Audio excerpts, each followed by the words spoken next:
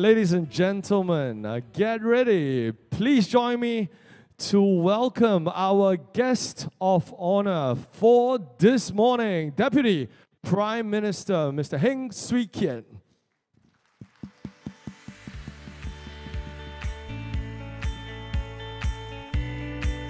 He is accompanied by our host this morning, Senior Parliamentary Secretary, MSF MCCY, Mr. Eric Chua.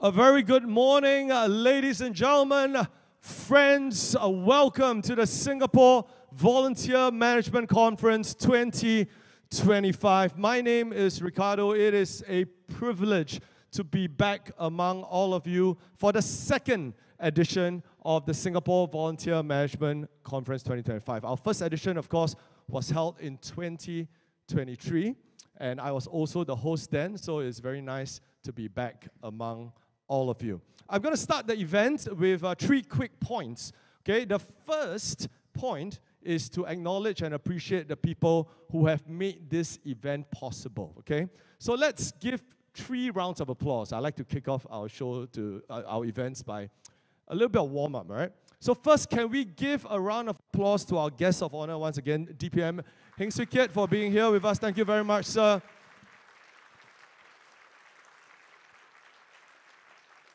We also, of course, have SBS Eric. We also have Anita, Lisa, Tony, senior management from the organizations. Can we give them all a big round of applause, please?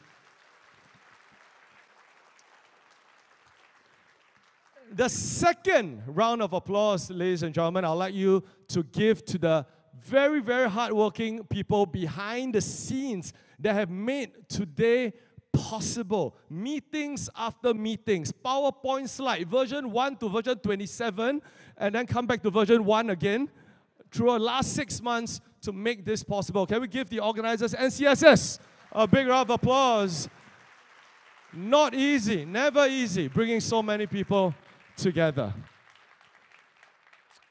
The last and final round of applause I'd like to dedicate to every single one of you out there from the 3P sector: people, public, private sector, coming together to talk and deepen the conversations about volunteer management. We have in this room approximately 600 people, and watching us from the bus, the restroom, the office, more than 500 people online, more than 1,000 of you here today. Give yourself a big round of applause, everybody. Superb. So that was the first point, right? To appreciate and acknowledge everybody. The second point is to talk a little bit about the conference itself. In the inaugural session in 2023, we spoke about the importance and pivotal role that volunteer managers and volunteer management plays. Today, we will deepen that conversation and talk about how we can turn that into transformation and action so that we can bridge divides, bring people closer together, and create positive change. So throughout today, there will be plenaries, there will also be the exhibition outside, and later in the day, there will also be some sessions for you to deepen your understanding. Last but not least, before we let you watch video and all the formalities begin, I just want to say that I am an MC that has been in the sector as well. For the last 15 years, I've been involved in social enterprise. Very happy to again be here. I'm building that rapport with you, not because of anything, but because I don't want to be replaced by AI the next session. Yeah? But also, very importantly, because in about 45 minutes, I'm going to ask everybody to do something that perhaps might be a little bbit uncomfortable for you. Okay? But it is important that we do it together to show that we are one community. So a bit later, I'm going to ask you to do a few things. I'm going to ask you to clap continuously for 26 groups of people. Okay? Many, many awards to give out. I'm also going to ask you to take picture with people you don't know. Right? Not just take picture of yourself, not just take picture with your friends, take picture you don't know. And last but not least, I'm going to ask you to sing song. 600 people, sing song. Okay? So if we don't do all of that, the next time around, I'm going to be replaced by AI. Okay? So please, we are going to do this together. There's going to be a wonderful, wonderful moment in the event, a highlight in the event where we do the V-Pledge, and I'm going to need everybody's help. Is that okay? Give yourself a round of applause. Thank you very much, everybody. Okay, enough of this. I'm going to turn your attention to the screens to my left and right. We are going to play you a video about Project V. This is a collaboration between NCSS as well as MVPC and together with EY. It talks about how corporates and charities can work closer together to deepen volunteerism. Enjoy the video.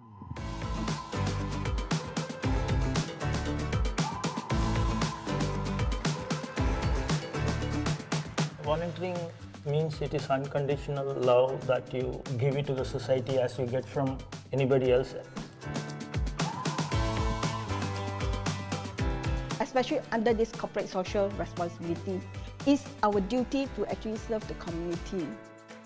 I found out about Project V through an NVPC emailer.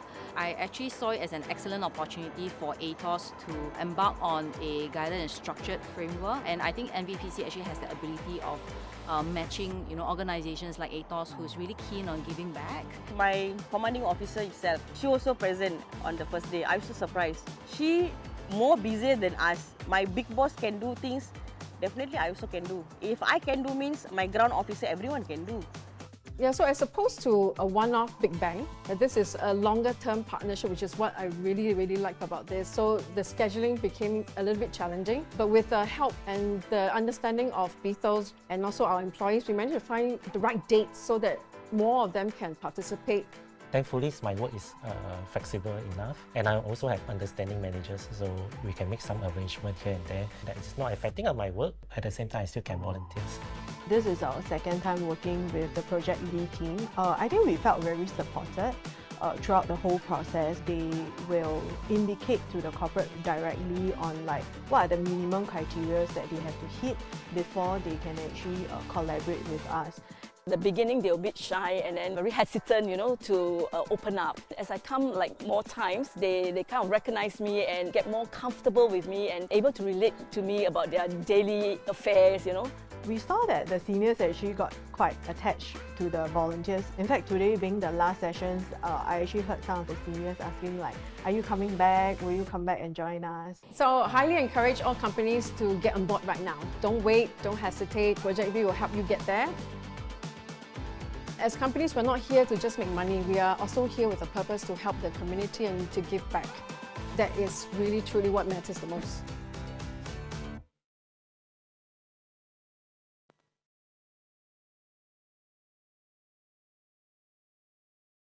A powerful video. I think it's even more powerful because it didn't work the first time.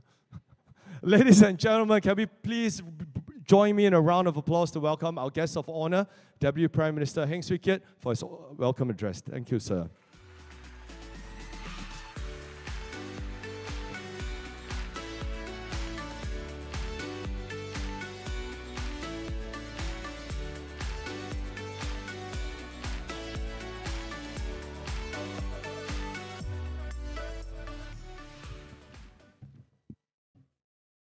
Senior Parliamentary Secretary Eric Chua, Ms. Anita Pham, President of the National Council of Social Services, or NCSS, Ms. Tan Lee San, CEO of NCSS, Mr. Tony So, CEO of NVPC, ladies and gentlemen. Very good morning to everyone. I was just on the way up telling Anita that I just came back from Beijing on a night flight this morning, and we landed at 6:30. So if I fall asleep halfway in my speech, you know why. But I think with the energy in this room, I should be able to continue for a while longer. The battery is still good.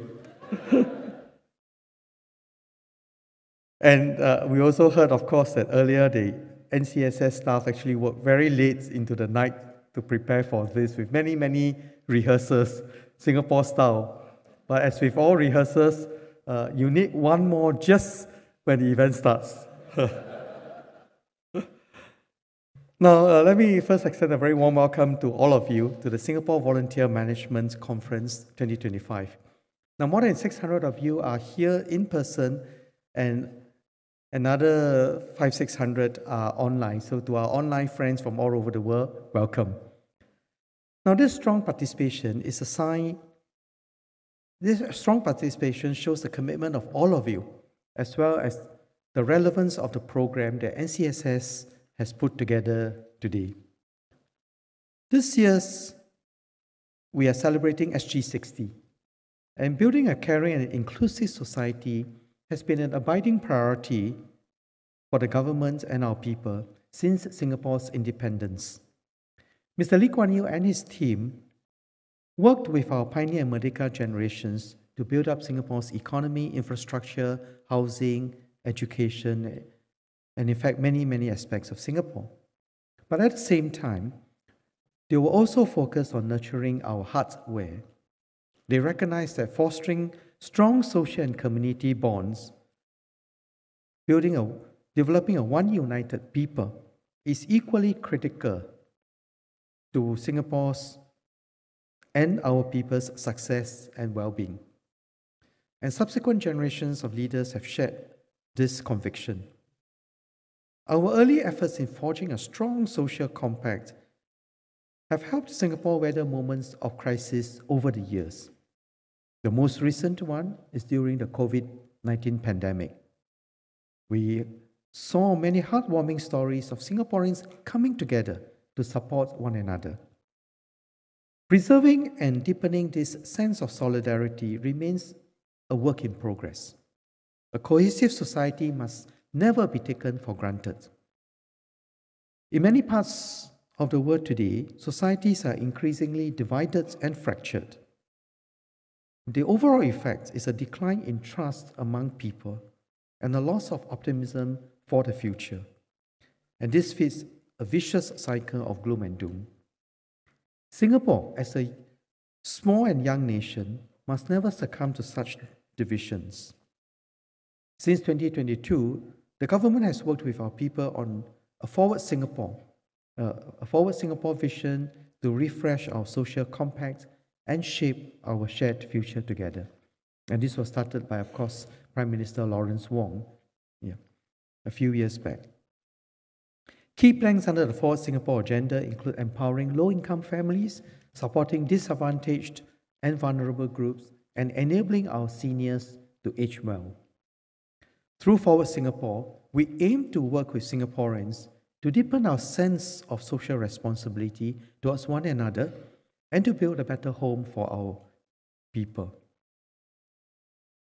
And nurturing a nation of volunteers is a part of this effort. So the theme of this year's conference, Taking Singapore Forward Through Volunteerism, is therefore very timely. Indeed, every one of us, as individuals, groups, organizations, and communities, can make a difference. In this regard, I'm encouraged by two particular trends that we have observed in recent years. The first is a broadened understanding of what it means to give back to society. Singaporeans increasingly recognize that we can contribute not only financial donations, but also our ideas, energies, time, and skills through volunteering. A 2023 survey by NCSS found that there were over 200,000 volunteers in the sector in 2023, a 20% increase compared to 2021. Of this, 1 in 3 were regular volunteers, contributing their time at least 4 times a year. And NCSS aims to grow this figure to 1 in 2 by 2030. The second trend is that the base of those who give has deepened and diversified. In particular, corporate giving and volunteerism has risen. Businesses in Singapore and around the world recognize that they can contribute to building social cohesion in the communities they operate in. Being socially responsible and engaged is good for business. Customers recognize them better, and talent gravitate to companies that do good. Since 2017, MVPC has recognized companies in Singapore with strong corporate purpose as champions of good and more recently as companies of good. At the inaugural awards in 2017, 45 companies were recognized. And last year in 2024, close to 300 companies were recognized, more than 6 times the original number. Earlier we saw in the video the efforts of ATOS and ABB in this corporate. The diverse group gathered here this morning, social service organizations and professionals, public agencies, volunteers and volunteer managers, and corporates, reflect how our social service ecosystem has evolved and grown over the years. In 2023, we marked the year of celebrating social service partners. 2024 was the year of celebrating social service volunteers. 2025, this year, is the year of celebrating social service professionals. Now, 3 consecutive years of recognizing 3 pillars of our social services sector: partners, volunteers, and professionals. Today, we have more than 500 social service agencies and over 20,000 sector professionals nationwide, working tirelessly to uplift and empower those in need. You serve a range of causes, including at-risk youth, persons with mental health conditions and disabilities, low-income families, and many other valuable causes. To further support our social service professionals, the Singapore University of Social Sciences has just announced the School of Social Work and Social Development, and this will be set up in the 3rd quarter of 2025. Volunteers are critical partners for our social service agencies. For example, Philos Community Services in the East Coast area runs the SG Cares Volunteer Centre. Philos has a staff strength of 37, but manages a volunteer force of close to 1,300, and I'm sure it's the same for all of you here. Now, with this strong support of volunteers, Philos was able to serve more than 31,000 users last year.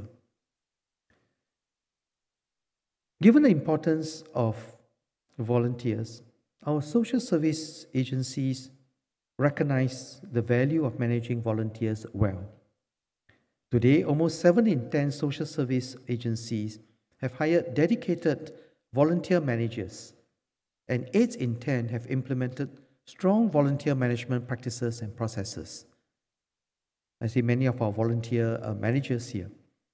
In 2014, NCSS launched a volunteer management toolkit to help social service agencies implement effective volunteer management practices, focusing on areas such as organizational culture and readiness, collaboration, and volunteer recruitment, onboarding, engagement, and experience.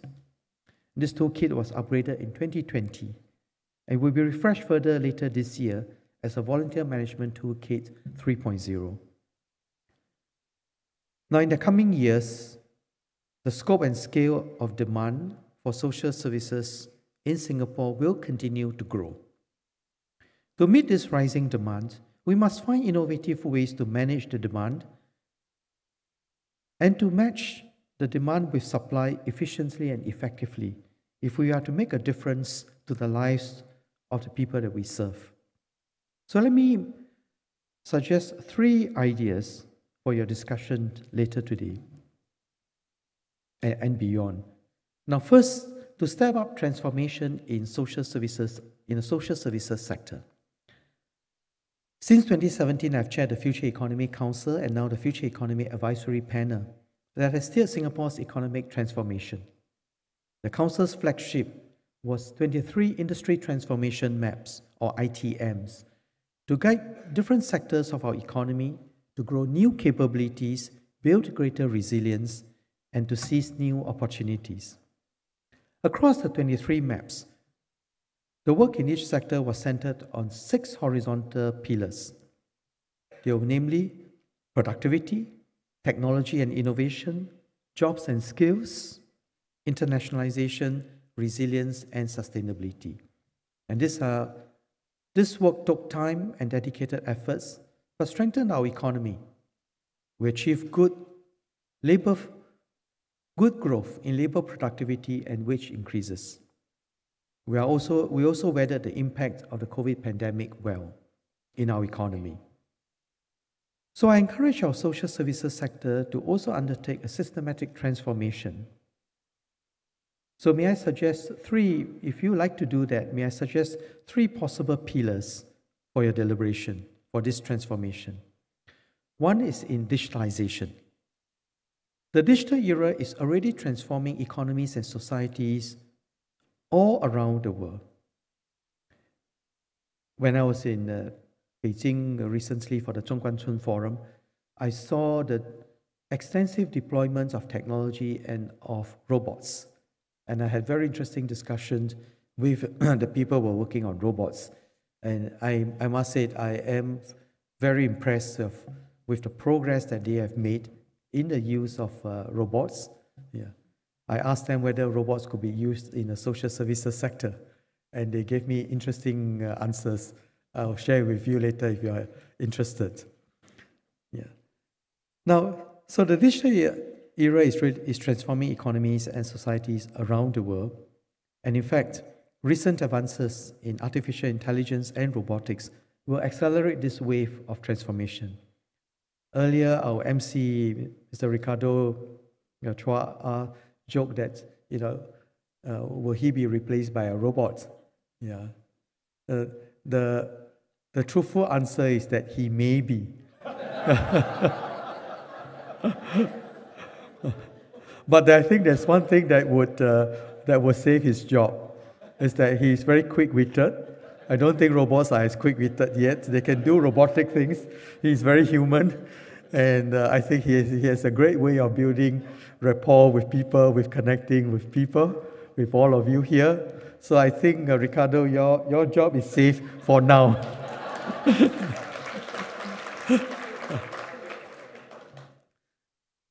But I would suggest that you think of whether a robot can... I saw a dancing robot in China. I saw robots that were playing football, against each other in China.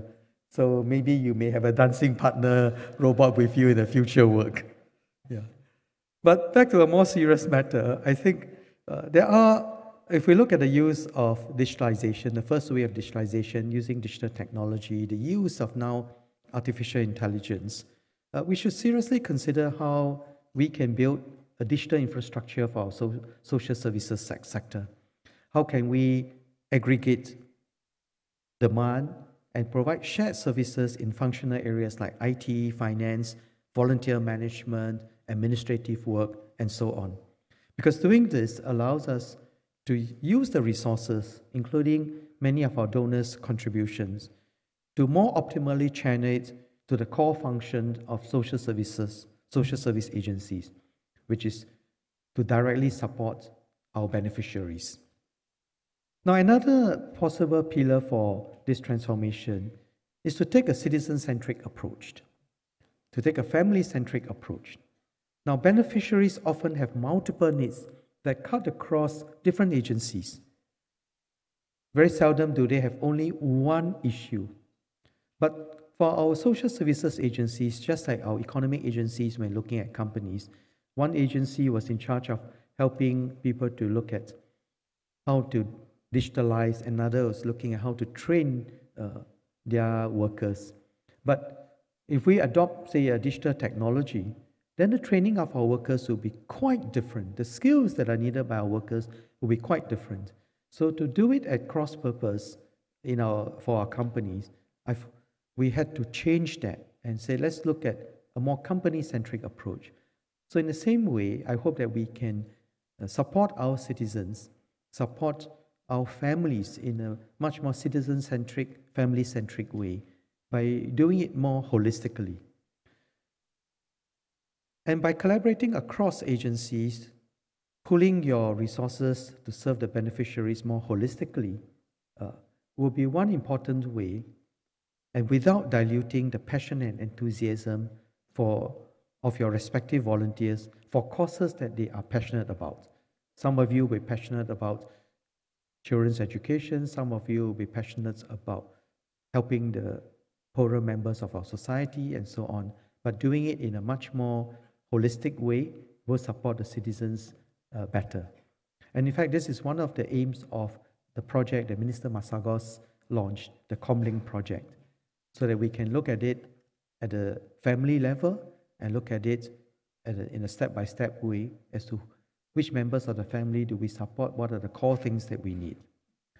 And the third could be in building lateral capabilities. For example, volunteer managers could be cross-posted across social service agencies for better exposure to manage different groups of people, skills, and talent. I think one important comment that I got whenever I visit foreign countries, visit other countries, is that, they like the fact that in Singapore, the government agencies, the government departments work together. Yeah. Whereas in many countries, they are very siloed. And one important reason why the Singapore government, and in particular our public service, has been much less siloed, is that officers are cross-posted. And one day you may be in the Ministry of Finance, and another day you may be in the Ministry of Social Services, Ministry of Services, MSF, right? And when you're in the Ministry of Finance, your job is to control the budget. When you're at MSF, your job is to ask for the budget. And I think that tension is helpful, but it allows officers to understand the needs of the different ministries well. So when they are posted in the Ministry of Finance, for instance, they are in a better position to think about how to allocate the limited resources of every budget most optimally. So I hope that the same approach to bringing everyone together to contribute to causes that they are passionate about will be helpful. So by building these lateral capabilities, you'll be very helpful. In fact, I'm very glad to see that some of this is already underway. For example, NCSS and the Institute of Mental Health are bringing together 12 partners to co-locate services at the Integrated Mental Health Center called Growth. To be launched at SCAPE later this year, this offers youths and caregivers a one-stop platform for mental health support and services. And I'm sure there'll be much more that we can do and at scale. Now, concurrent with transformation, there's also much that the different stakeholders in the ecosystem can learn from one another and leverage on collaboration. So my second suggestion is to promote greater cross-pollination of ideas and expertise. Our social service agencies, with the familiarity of different groups and communities, understand the problems on the ground well. And corporates, on their parts, often have good innovative ideas and a familiarity with how to scale their operations, how to amplify their innovations. Since 2023, NCSS and MVPC have collaborated on Project V, bringing together corporates with social service agencies to build a steady and reliable pipeline of volunteers for more holistic and longer-term support. In a pilot phase, close to 40 corporates were matched with 40 social service agencies. Participating agencies received more than 12,000 volunteering hours as a result. To catalyze more regular volunteerism by corporates, NCSS and NVPC will be scaling up Project V. In the next 3 years, Project V will aim to engage more than 150 corporates to cement their partnerships with different social service agencies and help them develop their volunteering portfolio. My third suggestion is to explore how the journey of volunteerism can be made more meaningful to those who step forward. NCSS 2024 Quality of Life Study found that respondents who volunteered at least once a month were 1.5 times more likely to report a good quality of life compared to non-volunteers. Respondents who volunteered regularly also reported better close social relationships and psychological well-being and were more likely to find their lives meaningful. In other words, volunteerism brings positive impact to both benefactors and beneficiaries. Well-structured volunteering experiences build lasting capabilities in in helping us to empathize and support various vulnerable groups.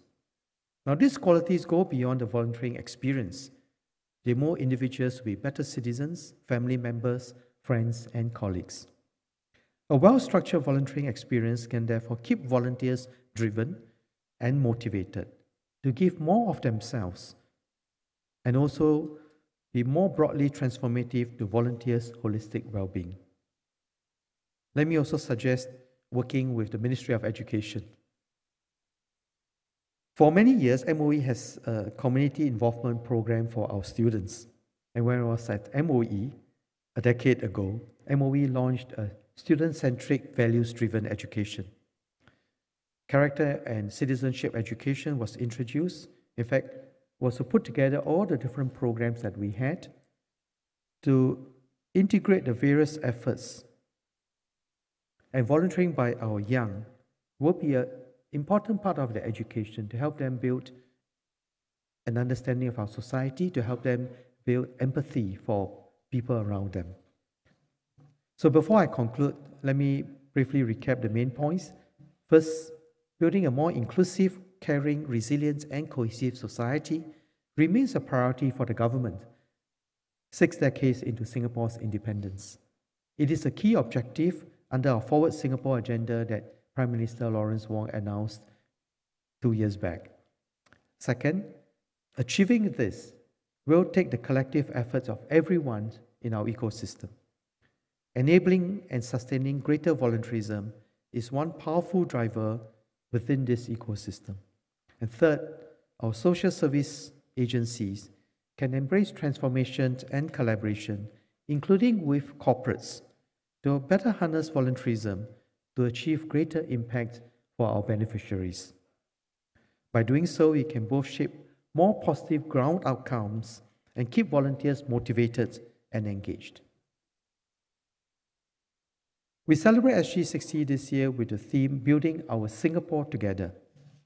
I see a nice SG60 logo here, and in support of Together, because SG cares. Yeah. Now, it's a call to all of us that every one of us can play his or her part in taking Singapore forward, in keeping the Singapore story, in writing the Singapore story for our next chapter.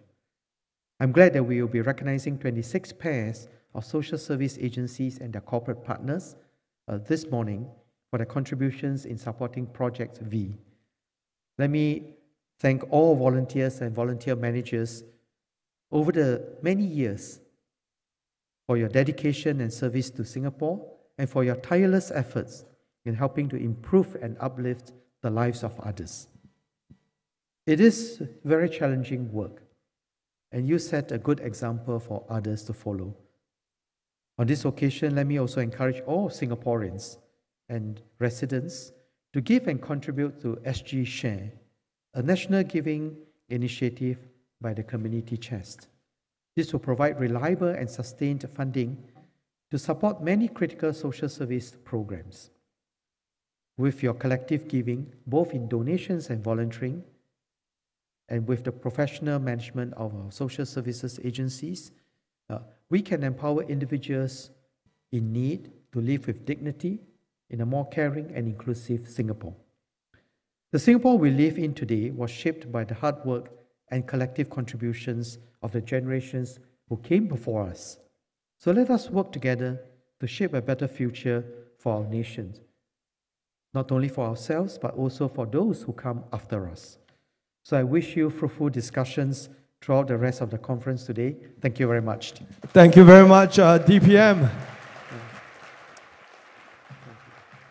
That was a very heartfelt and very energetic speech, sir. You're so energetic, we need to make you do more work, sir. We'd like to invite you to stay on stage. Thank you for joining us despite your incredibly busy schedule. I'm going to invite DPM to stay on stage as I also invite Ms. Tan Lee San, CEO of NCSS, and Mr. Tony So, CEO of NBPC, to join DPM on stage for the Project V appreciation ceremony as well as the subsequent V pledge. As DPM alluded to in his address just now. We've got 26 pairs of corporates plus SSAs that we are going to honor and celebrate today.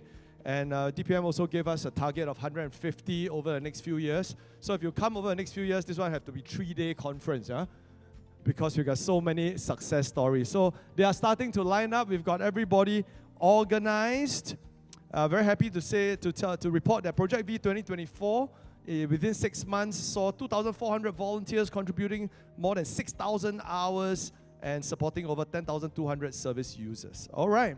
Without further ado, I'm going to announce the first pair of corporate and SSA. What basically happens is I'll announce their name, you will clap, I'll tell you a bit of a story, and then you will clap again. Okay? Here we go. The first pair we're going to celebrate is ABB and Bethel Community Services.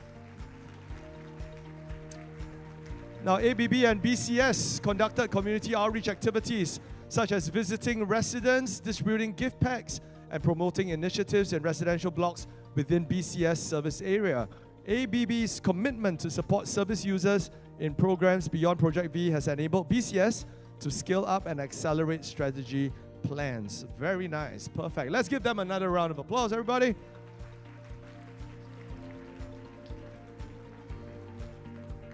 Thank you, ABB and Bethel Community Services. All right. Next, let us honor and celebrate Ethos and Minds. What a wonderful partnership that is.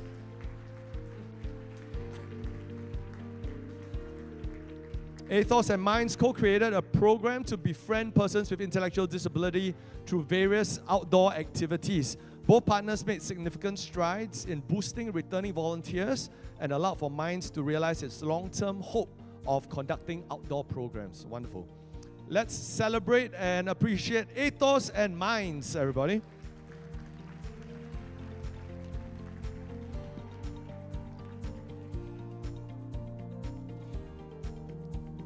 Wonderful. Okay. Thank you.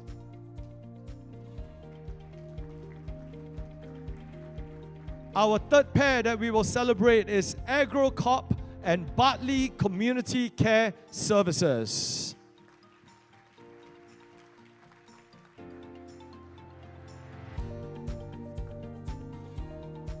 AgroCorp and Bartley Community Care Services brought volunteers and their families together on weekends to help engage seniors in the community through planned activities.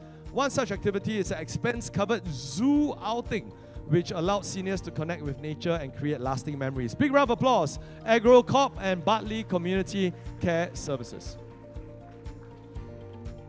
Our fourth pair, Bite Dance and Kwong Wai Shu Hospital. Congratulations.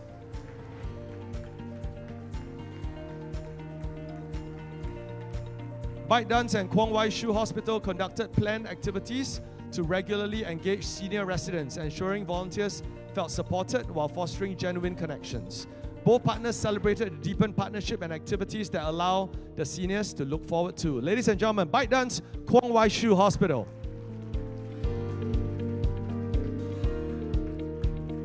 Let us celebrate Green Pack and Loving Hearts Multi-Service Center. Congratulations.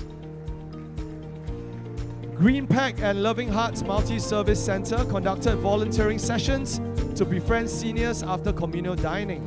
Through the program, both partners observed an increase in the volunteers' confidence in engaging seniors. Ladies and gentlemen, Green Pack and Loving Hearts Multi-Service Center. Well done.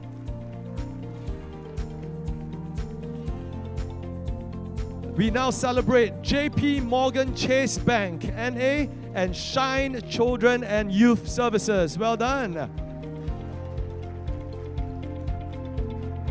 JP Morgan Chase Bank, NA, and Shine Children and Youth Services co-created volunteering sessions to meet the needs of current programs, such as befriending children and conducting skill-based volunteering. Both partners celebrate the shared commitment that allowed these sessions to be successful. A round of applause.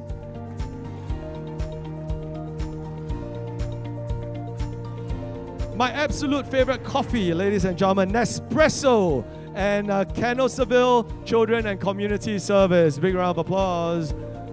Nespresso and Canossaville co-created volunteering sessions to engage children in preschool and student care program. The program allowed partnerships to deepen bonds between volunteers and the children. We also note strong participation from Nespresso's retail staff. Big round of applause for Nespresso and Canossaville Children and Community Services. We congratulate and celebrate OMS Group and Big Heart Student Care. Congratulations. They collaborated to deliver impactful programs, teachings to students across different centers. The partners celebrate a strong collaboration and commitment from both sides, resulting in consistency and sustained volunteer momentum. Well done to OMS Group and Big Heart Student Care. All right, ladies and gentlemen, at the beginning of this ceremony, 95% of you were clapping. Now about 9.5% only. Let us make sure we continue clapping. Parkway Laboratory Services Limited and Methodist Welfare Services. Congratulations. They have conducted befriending activities with seniors involving activities and prize sponsorship.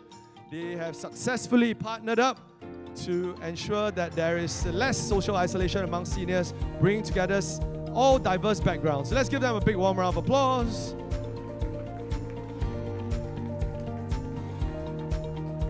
We are to our 10th pair out of 26. Please welcome Razor and SPD. Razor and SPD conducted befriending activities for persons with disabilities, including outdoor walks and games. The partnership boosted employee morale and increased awareness of the challenges faced by PWDs. Ladies and gentlemen, Razor, SPD, well done.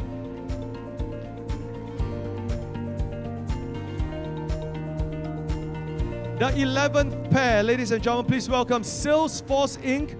and the Children's Cancer Foundation. Salesforce and CCF partnered to provide additional help as class and lunch assistance for the PALS program. The additional help allowed CCF teaching staff to feel supported and engaged with more children. Please celebrate Salesforce and CCF.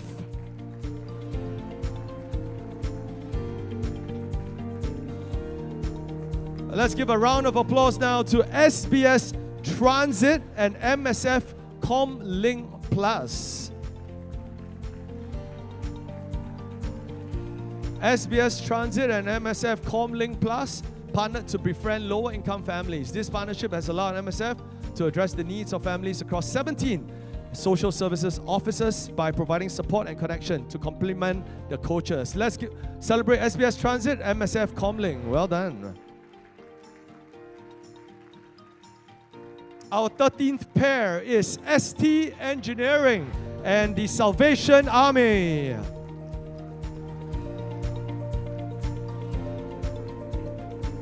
And they have conducted befriending activities with seniors in their residences. The partnership has allowed for timely updates on the seniors to be provided to the Salvation Army so that prompt check-ins could be conducted. ST Engineering and Salvation Army, congratulations and thank you.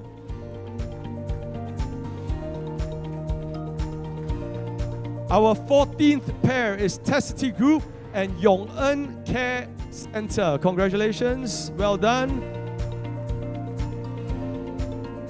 They have conducted activities for seniors with dementia during lunch, and through these partnerships, bond between seniors and volunteers have improved, and Yong En Care Center staff were able to take a break during lunchtime with the support provided.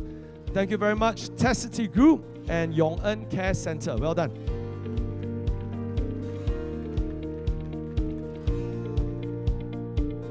We now celebrate UOB and Child at Street 11. Well done, UOB. Child at Street 11.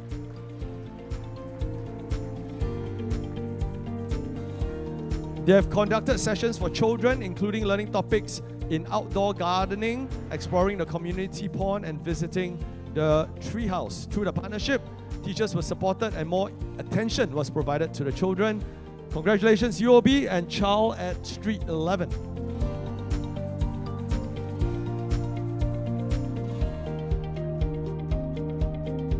Very nice. Moving on to the 16th pair, happy to celebrate CNW Services Singapore, Cushman and Wakefield, together with Community Service.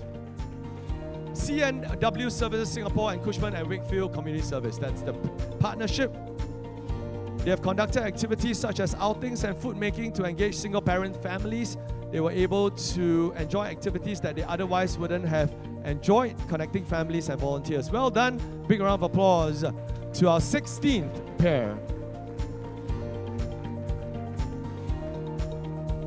All right, we have another CNW Services Singapore partnership together with the Cushman and Wakefield New Hope Community Services. Let's bring them back on stage again. Thank you, CNW Services Singapore, for being such a steadfast partner. They conducted shelter cleaning activities, maintaining shelter cleanliness to welcome community residents. Well done.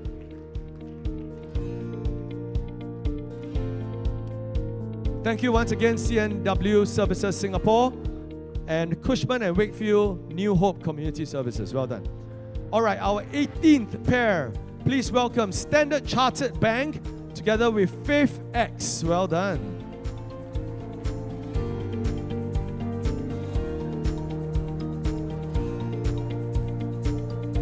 They have conducted hands-on digital literacy sessions for seniors. Through these sessions, seniors now feel more empowered and confident in using digital tools in their daily lives. Well done to Standard Chartered Bank and Faith X.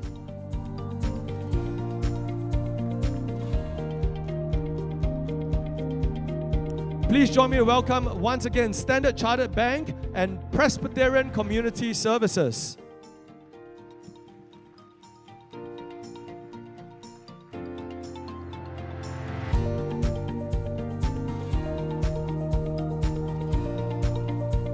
They also conducted digital literacy sessions for seniors, and that was a wonderful initiative. Thank you, Standard Chartered Bank and Presbyterian Community Services. Well done, Jimmy.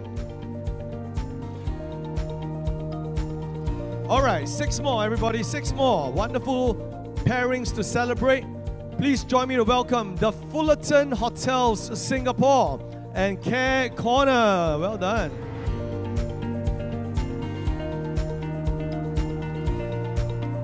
They conducted activities for seniors in the Mindful Steps program with activities such as brisk walking, cognitive games, and educational talks.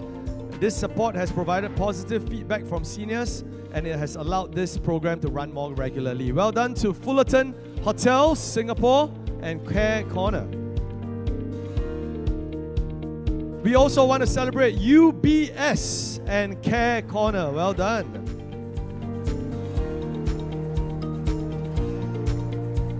They have partnered to provide child minding services for lower income families for case worker sessions. Very meaningful indeed. This partnership has allowed for us to more effectively engage parents, and that moment of respite was provided for the parents as well. Congratulations, you and our Corner. Well done.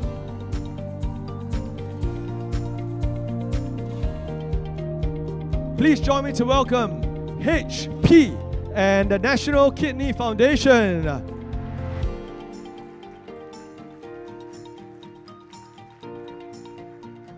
They have partnered up to prepare medical packing sessions and befriending sessions with NKF's Strathmore Avenue branch. It was well received by the volunteers, and this allowed the session frequency to increase. HP and National Kidney Foundation, well done.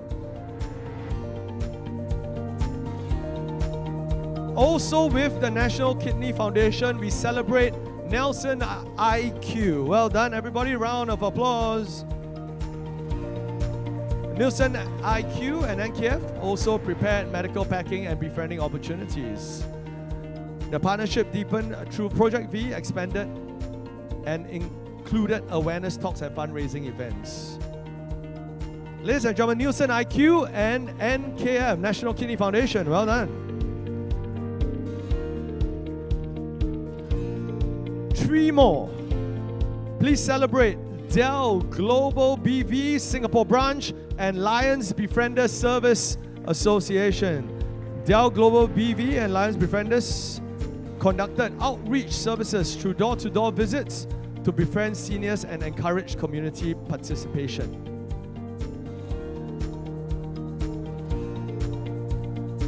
Good work, Dell Global BV Singapore Branch and Lions Befrienders Service Association.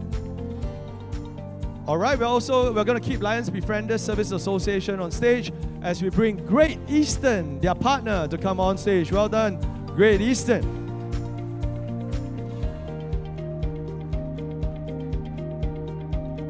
They conducted outreach efforts through door-to-door visits to befriend seniors and encourage community participation. Well done.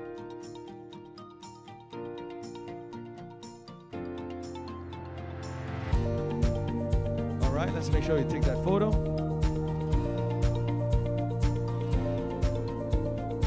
All right, Lions, we're just going to invite you to stay on stage because our final partnership that we're going to celebrate today is Bank of Singapore and Lions Befrienders Service Association Singapore.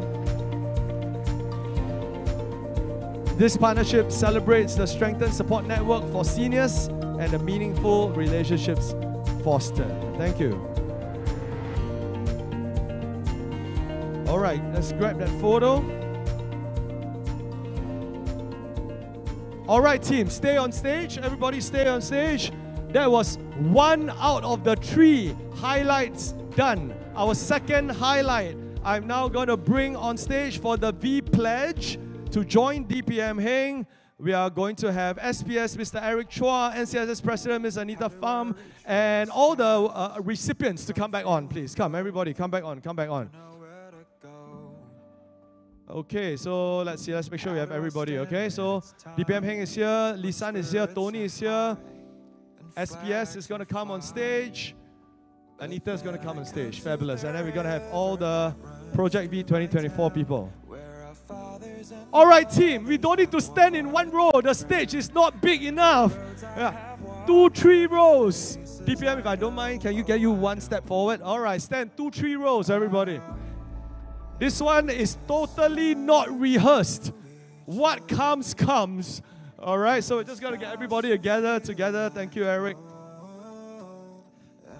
All right, team, as you can tell, it's Not Alone playing in the background, last year's National Day song. This is the moment for the V Pledge. But don't worry, don't need to say pledge. It is a different model. What I'm going to do is get everybody to stand up and take out your phone. Everybody, come. Everybody in the room, stand up, take out your phone. While people on stage, also stand up, take up your phone. Don't do anything yet. Okay, this is a pledge for all of us to come together to pledge our commitment to elevate volunteer management and volunteerism. You will scan the QR code and there will be 3 photos that you need to take. One photo is a selfie of yourself. The second photo is a group photo with a friend or a group of friends. The third photo is with somebody you don't know. Okay? Everybody, 3 photos is the KPI. If you don't submit 3 photos, we will be here until Hari Raya. Let's go, everybody. Music up. You have 1 song. I know, then you refresh. When you take the 1 photo, you refresh. And then you do it again. And then you take the photo and you refresh and you do it again. All right, 3 photos. Okay, the first photo is a selfie. Then the next photo is with a friend. And then the third photo is with somebody you don't know, okay? Refresh and submit again.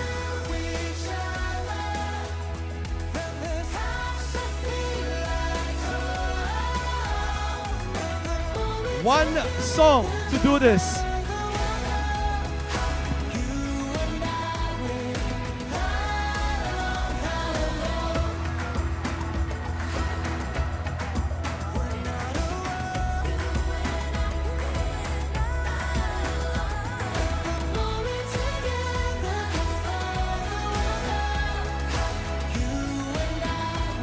Remember, 3 photos.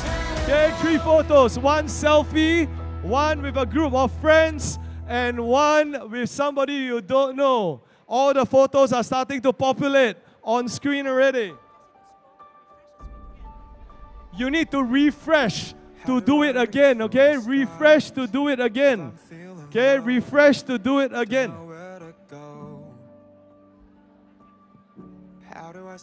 All right, another 90 seconds for you to do this. Another 90 seconds for you to do this. But then I come to the river that runs through my town, where our fathers and mothers have watered the ground. All right, all the friends on stage, the photographer would like everyone to gather down the middle, please. Everybody gather down the middle. Those of you on stage, squeeze towards the middle, everybody. Squeeze towards the middle. Come forward, okay, come. Photographers, come forward. So, all of you on stage, squeeze towards the middle so that we have that beautiful photo, okay?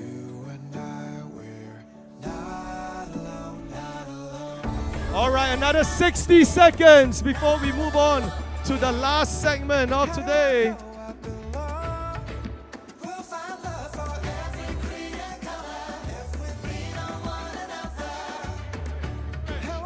If you can't take the photo, refresh, okay? 30 seconds.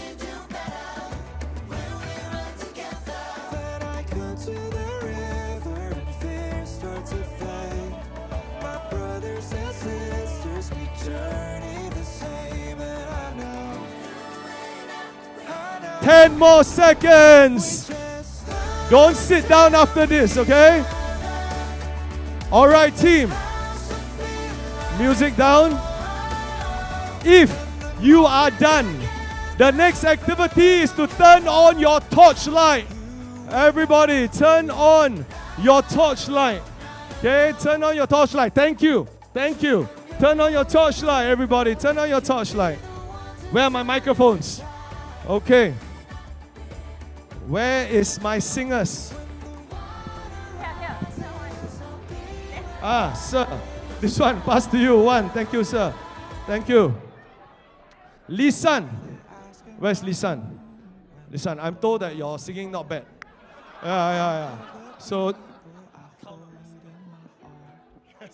don't worry. Together, everybody, 600 people, okay? All right, team. Those of you that received the certificates, I'm just going to move you slightly off to the sides. I am going to keep DPM, Eric, Lisan, Tony, and Anita in the center, okay? Everybody else, I'm just going to move you off to the side a little bit. And behind, let us put up the heart shapes, everybody. This, my friends, is the finale of this segment. This will ensure that I don't get replaced by a robot next year. What we are going to do is there are 5 heart shapes behind you. I am going to invite my 5 special guests to walk to the back now, and then on our countdown, we are going to put our hands on the heart. There will be a beautiful animation where we put all of these photos into the shape of Singapore, and also the SG60 celebration logo will come up. When all of that happens and the applause dies down, we will all sing Count on Me Singapore together so that we are all together as one VM community, okay? The louder we sing, the longer my contract. All right? Okay, here we go. DPM, Eric, Anita, Lisa, and Tony. On our countdown. 5, 4, 3, 2, 1. Let's complete our V pledge today. Round of applause, Singapore!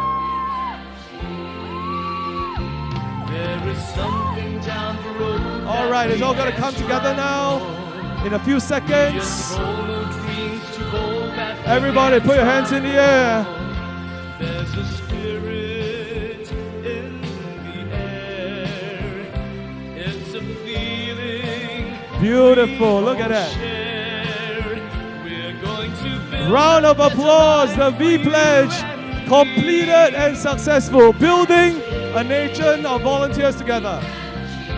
And now to sing along, everybody. Count on me. Singapore. Count on me. Close up, everybody. Close up, everybody. Close up, everybody. Together. You and me will do our part.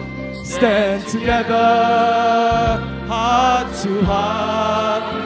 We're going to show the world what Singapore can be. We can achieve. We can achieve. Round of applause for this guy. Count on me, Singapore.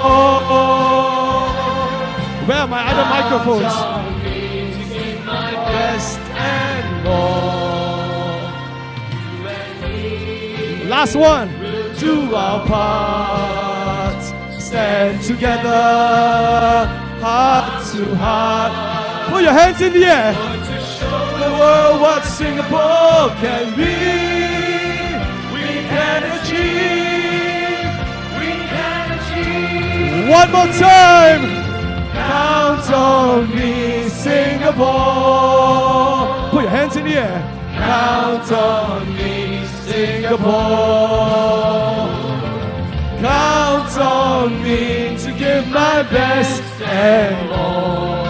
Count on me, Singapore. I think one more time. Count on me, Singapore.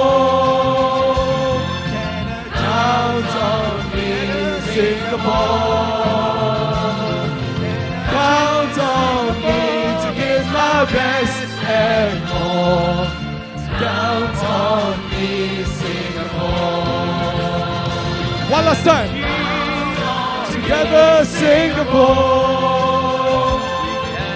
Count on me, Singapore. Count on me to give my best and more. Together, Singapore, Singapore.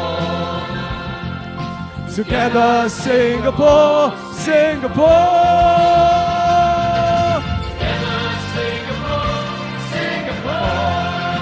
Make some noise, Singapore! All right, well done, everybody. Group photo, last one. Let's all gather towards the middle. Make sure we have that group photo. Everybody else, thank you very much. Please take a seat. Well done. Wow. That was brilliant. That was brilliant. Let's make sure we have that one last photo. Looking at the logo on screen. That's a beautiful logo to build a nation of volunteers. You also see the rainbow streaks that remind us of a quote by our former Prime Minister Lee Kuan Yew. The sky has turned brighter. There is a glorious rainbow that beckons those with a spirit of adventure. There are rich findings at the end of the rainbow. To the young and not so old, I say, look to the horizon, find the rainbow, go ride it. May our Singapore volunteer movement continue to shine brightly as a society. Thank you very much, DPM. Thank you very much, SPS. Thank you very much, everybody. Okay, we are now going to invite DPM to tour the V Gallery and take his leave. Thank you very much, sir.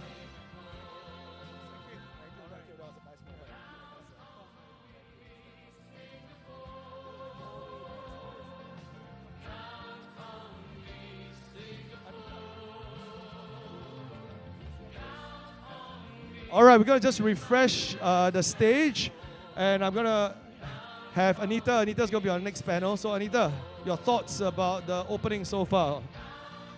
I was very confused as to why the admin brief said the launch would take so long. And now I know. And it was really, really meaningful singing Count on Me.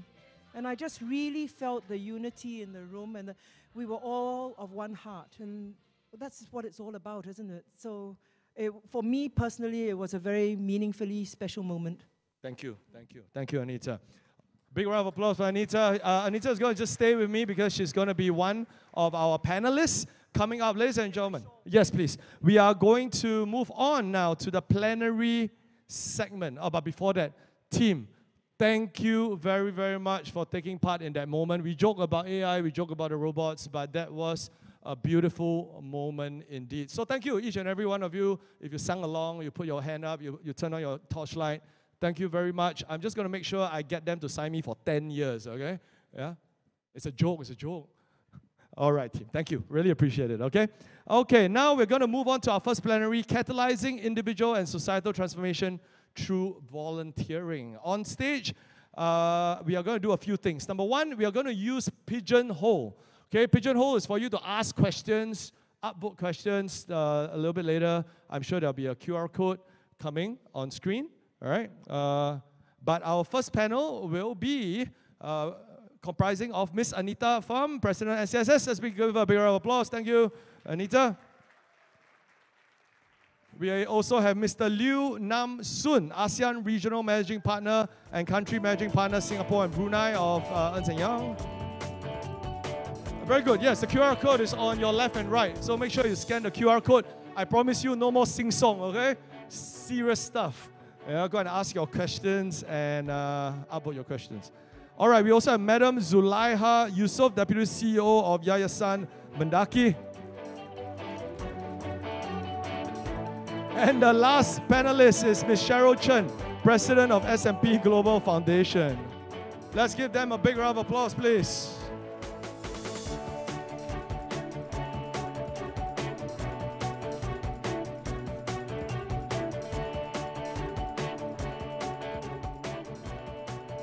All right, Cheryl is our moderator for today. I'm just going to let her settle down. Make sure everyone has scanned into Pigeonhole. Everybody looks ready. Over to you whenever you're ready, Cheryl. Many thanks, Rick. Wow, this is such great energy in the room today. I thought NDP has come early, but it's really great to see all of you at the Singapore Volunteer Management Conference. As we kick off the first panel today, we'd like to recognize and appreciate all of you for stewarding the volunteer movement in Singapore. Without you in your respective roles and being so passionate about volunteer management, volunteering will not be possible. And very excited about our first panel topic of today, Catalyzing Individual and Societal Transformation Through Volunteering, which I believe is a shared aspiration and a shared goal for all of us in this room. We are very glad to have three wonderful speakers with us to share their experience. Under their leadership, they have contributed to the growth of volunteer management in their respective spheres of influence. And you'll also be happy to know that they walk the talk as well. They have been long-time volunteers in their personal capacity. So for the next 45 minutes, we will delve into how do we expand and deepen the impact of volunteering so that we can not just have personal growth and well-being as volunteers, but also to create that culture of service and help build that firm foundation for collective action to meet a wide range of needs in our community. So jumping into our first panel and our first question, question for all three of our speakers, maybe starting with Anita, Namsoon, and then Madam Zulaiha. Would you share your thoughts and observations on the impact of volunteering from your vantage point? Okay, hi everyone, morning. I was just going to trace back to the early days when in the sector where volunteers were just, you know, we had a volunteer in the organization managing all the volunteer stuff.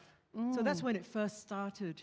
So in the 1990s when I first started, volunteering was something you did really ad hoc and not many people did it. But fast forward to what it is today, volunteer management is almost a science now. Right. It is, and I realize that we really have to everyone equipped and to have a realization that volunteering is beyond, first of all, that sporadic event that you might attend once a year. I remember when I was in ACJC, right, in the early 1980s, the volunteering was me having to go to a old folks home and seeing the old folks just for one time in the 2 years. And it was thoroughly meaningless to me. But how do we create that meaningfulness in the sector for our volunteers in all sorts of different ways? So through the years, I've seen it from being a really one-off thing in our organizations, not even realizing or recognizing the value. To now, like today, right, the 26 pairs that we saw, and I was just wowed by the partnerships that we have now between our agencies, our not-for-profits, our charities, and the others who are out there in the sector with a heart, and how it's actually being mobilized into something a little bit more concrete. So that's been the journey. Thank you so much, Anita, for sharing the evolution of how far volunteering has come from, I think, something that is more solo to something that's much more structured, regular, and committed over time. And to your point, I really think it was so heartening to see the pairs and the partners between the corporates as well as the SSAs this morning. Imagine we can scale it to 150 for Project V, and while we wouldn't want to go into the operations of how long the appreciation ceremony will take, but it's really this scaling effect, right? And the multiplier and amplifying effect of these fruitful partnerships, but each shaping a meaningful experience for every volunteer.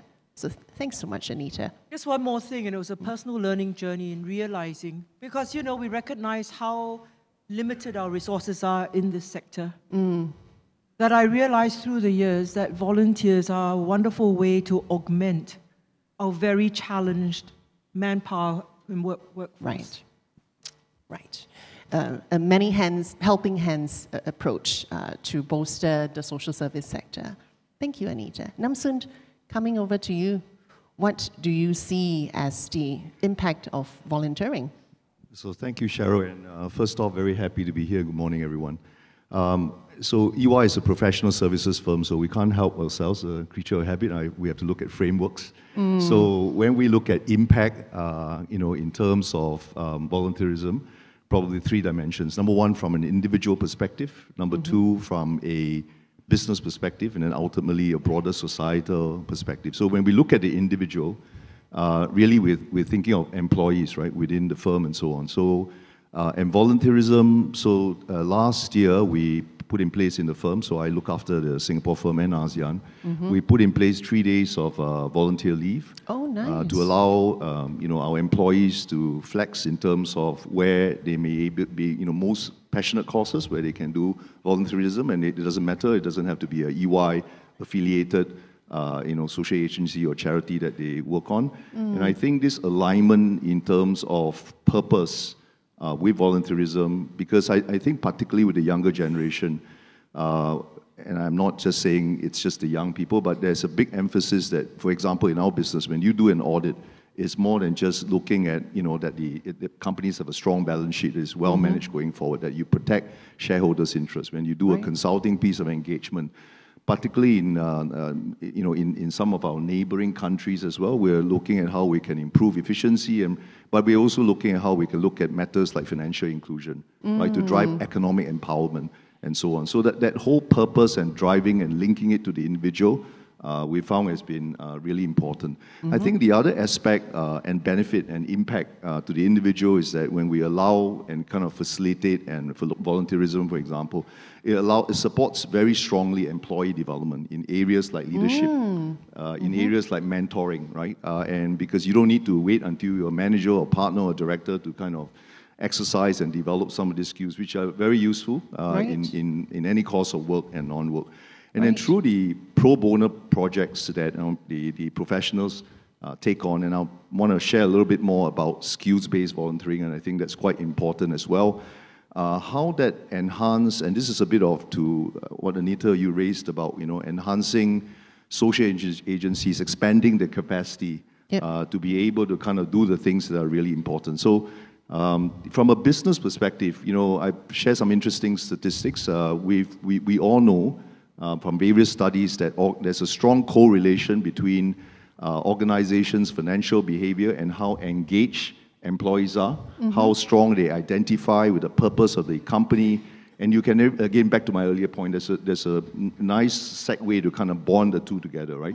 The purpose and so on. And so in our last People's Survey, which we conduct quite regularly every quarter, then this is EY in Singapore specifically, 82% of our respondents have said that they're really happy that they work in a firm like EY that enables them to take part in activities that creates a positive impact to societies and so on. And actually, 82% is a statistic for last year. We've been seeing this trend go up in the last 3 years as we again look at pushing out, volunteerism. That's excellent. And then I think lastly, I don't want to I'm conscious a consultant again, I could go on for hours, so I want to be fair to everyone, my fellow panelists, so I'll stop right after this. But the third one, just very quickly in terms of society, I think that's obvious, right? How can we work with partners to kind of enhance and broaden working with NCSS, MBPC as an example, with the corporates as well on Project V, which we're very proud and privileged to be part of,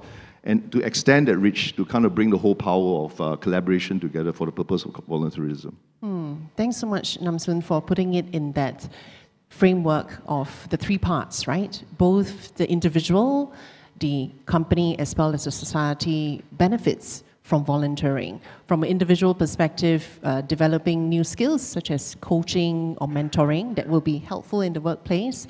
From a company perspective, having a more engaged workforce will lead to more motivation and higher morale. And from a societal perspective, of course, we benefit from not just the time and the talent, but also the skills from skilled professional services like EY, but also EY sort of stewarding Project V and seeing it from concept to the scale that it is today. So thank you so much, Namsoon. Madam Zulaiha, coming over to you. Sure. As SSA ourselves, we see the impact of volunteerism firsthand on a day-to-day basis. Yeah. So I just would like to open by saying that under the M-Cube collaboration among Mendaki, MUIS, and PA Mesra, we have a shared vision of a community of success. Right. Okay? And what does success look like? To us, the success of a community has got three attributes, meaning that the members must have the three C's. The first C is of good character. Okay? The second one is competency. Be the best that you can be in your schoolwork, in your career, or in any endeavor that you are indulging in. And the third one is citizenry, because the first two alone is your self-success. But the community is not complete without this sense of citizenry, sense of togetherness where the more able will help the less able. But under the current context, nobody can work alone. Yep. Yeah. Take Mendaki, for example. Last year alone, in 2024, we reached out to about 120,000 service users. 120,000? Yes, service users. Yeah, that consists of our 12,000 IHL students who are receiving our tertiary tuition fee subsidy, our scholarships, our study loans, bursaries, and so on. Another 10,000 students attending our tuition programs week after week. Another 1,200 mentees and about 1,300 of preschoolers. So that's a big amount of people that we are reaching out to. Right. And the fact is Mendaki has only less than 200 staffers. And but we are blessed that we have 10 times the number of people who are helping us. Wow. We have more than 2,000 volunteers. And so the first impact of volunteerism, just like what Anita said, is to help us amplify the work that we do. 200 people can only do so much, but 2,000 people can do a lot more. Yeah. The second impact that we look at is actually volunteers bring in the credibility in the work that we do. Okay, especially those who have gone and walked through the journey themselves. I just shared this anecdote of one of our volunteers. He would stand in the middle of a circle of students, our our bursary recipients. And he would say, and he will share with them how difficult he was growing up, sharing a one-room flat with 7 family members. Yeah. And at age of 10, he started to help his father distribute newspapers. Right. And he didn't dare to join his friends out after school because they would go to McDonald's, which he can't afford. Yeah. And when he was in NS, he didn't know why he was put together in the platoon of A-levelers. He didn't have A-levels. So he felt very depressed. He felt, inferior. But the turning point was one night he realized that he always came up tops in all the trainings. Okay. So in NS? Yeah, in NS. Okay. Then he realized that there is something about him, that he may not be as good academically, but somebody saw his potential. Right. So he signed on, and he retired early as a colonel. Right? What? Early retirement in the MINDEF. He opened up his company, okay, and I give you a hint of who he is, and he's now the CEO of the largest property company. Yeah, from next year. Oh, I see. You can follow his YouTube channel actually, of his interview. So when he was sharing that in front of the ITE students actually, so everyone was like, so his message is, if I could do it, so could you. And he did say that, once in a while he will go to McDonald's, buy some fries, buy the cheapest burger, go to his office and eat it just to remind himself, a sense of reality of where he was. Right. So very, very powerful storytelling. Yeah, and these are the things that money cannot buy. Yeah. The third one is actually volunteers bring to the beneficiaries a sense of assurance that they are not struggling alone, that there are a community of people with them. Yeah?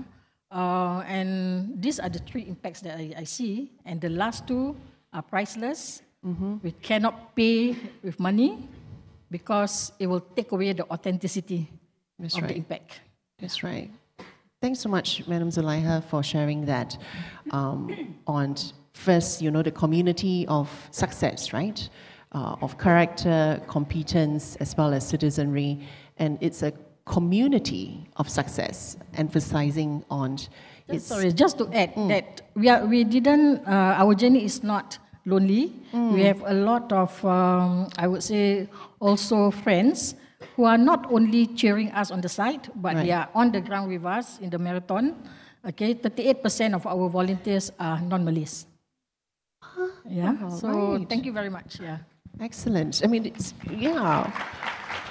wonderful to know. I mean, and you shared that Mendaki has 200 staff, but 2,000 volunteers, and of that 2,000 volunteers, 38 from sort of other diverse racial backgrounds. Excellent. And together, the 200 full-time staff as well as the 2,000 volunteers serve over 120,000 service users. That's incredible. Incredible. Anita, wanted to come to you with a question. You have spent more than 20 years in the social service sector, both at the charity and the national level. What would you say will be key gaps, or missed opportunities in this space in our current approaches? I'd say the first thing is mindset. Because of our understanding of what volunteerism is. And I was so glad to see that there's so many in the room who really now recognize the value of volunteerism. And I think, as I said, one part is augmenting the workforce. The other is really, shaping hearts and minds. Yep. But I think, and it's given the complexity of all our challenges, the biggest gap is how can we approach volunteerism a little bit more differently? from how we did in the past. How can we use tools? How can we do things? So DPM alluded to it. He talked about digitalization and innovation. And I think that is a space that we need to use more of. So even the use of tools like AI and robots, there is a space in our sector for that, even in this space of volunteerism. So one part, we talked about frameworks. Namsoon, you talked about that. Putting in frameworks, SOPs, giving tools. But beyond that, I think we have to be more open to even more tools for this sector, because we are a finite resource. Humans are a finite resource. So how can we draw out even more from the humans than we do now? So it's moving away from the more traditional. We do need that, but I think it's using tools. I made a study trip to Japan last year in a different capacity on another board that I sat on. And it was the use of little robots. And they were very cute. And in fact, we showcased them at a summit, in NCSS summit 2 years ago. These really, really cute little robots that you can pick up and cuddle, and they sort of squeak. You know? And they were used in the space, in the elder care space in Japan. But AWA, so Karthik, who's the CEO of AWA, he saw it here at the showcase that we had, the innovation showcase. And then he found a sponsoring organization to sponsor 8 of these really cute little robots. They come up to you, they have adorable eyes, they blink at you, and you think that you wouldn't be moved by an inanimate object, but you are, especially when they squeak. And he got them, not so much for the elder care space, but for the space that they are also in for the neurodivergent, the ones with autism. Because somehow these little creatures connected very well with their neurodivergent clients. And so they have a whole lot there. And that also, to a certain degree, in terms of technology, augments the space that we need, because we can't do without volunteers. The other gap that we have is that we need more skills-based volunteers in this sector. Because, again, they come with a wealth of experience that we need to tap, especially the young seniors. We need to tap that too. They may have retired, but they've had this whole wealth of a working life experience under that belt that our sector can really benefit from. So these are the areas that I think there is still some space, some effort that needs to be put in to build up. Thanks so much, Anita. Really love your point that you mentioned about leveraging tools and innovation, right? And sometimes tools that may be meant for one purpose, through creative approaches or innovative thinking, can actually be applied to good effect to serve other beneficiary groups as well. And you mentioned skills-based volunteerism. It may be slightly, I would say, more resource intensive in order to kind of curate that. However, the value of skills-based volunteerism is so many more times. And as we apply the expertise of different skills of companies in different industries, we are then able to augment that skills map, right? Actually, it's a win-win if you think about it, especially with our millennials and Gen Z. They are 2 generations really infused with so much purpose. They want to make a difference. And when they work in companies, they're looking for more than that salary. They're looking for a meaningful purpose within that organization. And it's something which organizations should tap on. That if they can find that synergy between themselves and a not-for-profit that needs that support, that is what it is. And Namsoon, you talked about it, that the employee engagement prospect really deepens as a result, because all of a sudden they're infused with even more purpose in what they do. And it's not difficult. It's really having the HR on board, trying to work out some sort of easy system for them that their employees can volunteer on a regular basis, rostered, but in an area that they're all exposed to and are good in. I mean, as a side, just for myself, that's how I got into this. In 1994, I was approached by someone who needed pro bono legal advice for their board. And it was because their legal advisor had passed away. And so I knew nothing about charities. And they asked me, and I sat on that board because I just made junior partnership, so I had a little bit more freedom over my own personal time. And I agreed, and that hooked me in. Right, Yeah. right. Thank you, Anita. That's an excellent segue to a question for Namsoon, actually. As one of the more senior regional managing partners, and you're also the executive sponsor for cultural diversity for EY across Asia Pacific. What would you say is the alignment of volunteering to business goals and ESG, and how is that a secret sauce, to Anita's point, in engaging the new demographic of workforce with millennials, with Gen Z, and it also correlates to our first question in Pigeonhole. Thank you for submitting that question. How do we translate volunteerism to business ROIs? Yeah, I'm going to say something conceptually is simple to understand, but difficult to execute. And I'll kind of give my own personal experience in the firm as well. I think first off, we should really blur the lines or integrate the lines between volunteerism, CSR, and corporate strategy. Because if we can blur the lines and combine the two, and actually these two are not mutually exclusive, are reinforcing. Yep. And that will go a long way, number one. Number two, I think it's got to be toned from the top. It has to be driven from the top. I remember there was a part of the video, I can't remember which SSA, but someone said that, if my boss can do it, then I can do it. Yes, then somebody else should be able to do it. Now, it's a bit, ethos, right? There's some of that cohesion, some of that force. So with Project V, for example, personal experience, when I first decided to kind of pull the firm's weight behind, so we contributed 9 months of pro bono hours with Project V, working with MBPC and to kind of drive this forward in NCSS. I think, I personally felt that it was something that was a strong alignment to what we are trying to do as a firm to drive the purpose. I was also very fortunate that, I don't know where Kathleen is, somewhere in the, we had a very, sorry to call you out like that, but we had a very passionate CSR kind of a person up front, right? But I had problems, to be honest, with my leadership team. Who say, well, you want me to sell, you want me to deliver, you want me to manage projects, and on top of that, you want me to volunteer, and our teams to volunteer. What do you want me to do? No, I said, I want you to do all of it, because it's not mutually exclusive. Right? It's not because our young people expect it. There are benefits. If you want to look at Coley, there are benefits to work with other corporates who share the same purpose.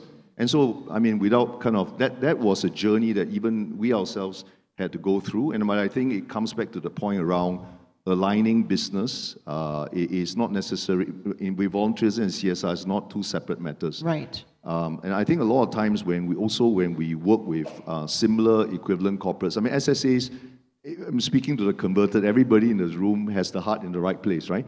But corporates, I think it's really important to get to the right level, people with management responsibility who feel that they can bring the firm and contribute and can set up the frameworks, the tools, Anita, you talked about, and the hardware to kind of drive this forward. So I think that's important. Now, then of course, we are Singaporeans, and I do work in a firm, in a US-based firm, so the KPIs are important. Yep. We don't want to make it too artificial, but at the same time, we do have metrics and so on. So within our own firm, we have something called EY Ripples. EY Ripples is actually our CSR Ripples. program. Ripples, yeah. So effectively, we do something that is as a societal impact or people impact. You create ripples in the water and so on, right? I see.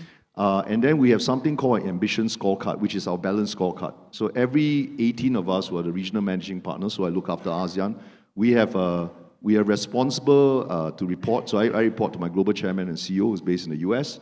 I have a balance scorecard. It's the firm's performance, Singapore performance, ASEAN performance, and Liu Nam Soon's personal performance. In that performance, one of them is EY Ripples, which is how many lives have we impacted? How many volunteers have we activated? Right. In Singapore, and then because of my mandate, looks after ASEAN as well. And then ultimately, I think the one that really, and it's important to also look at the quality. So when we look at this, it's not just activating 4,000 people to participate or impacting so many lives. It's actually the quality of the programs. And I think we can't do this on our own. So we have to partner with the right agencies, partner with the right corporates to do this. So it is embedded.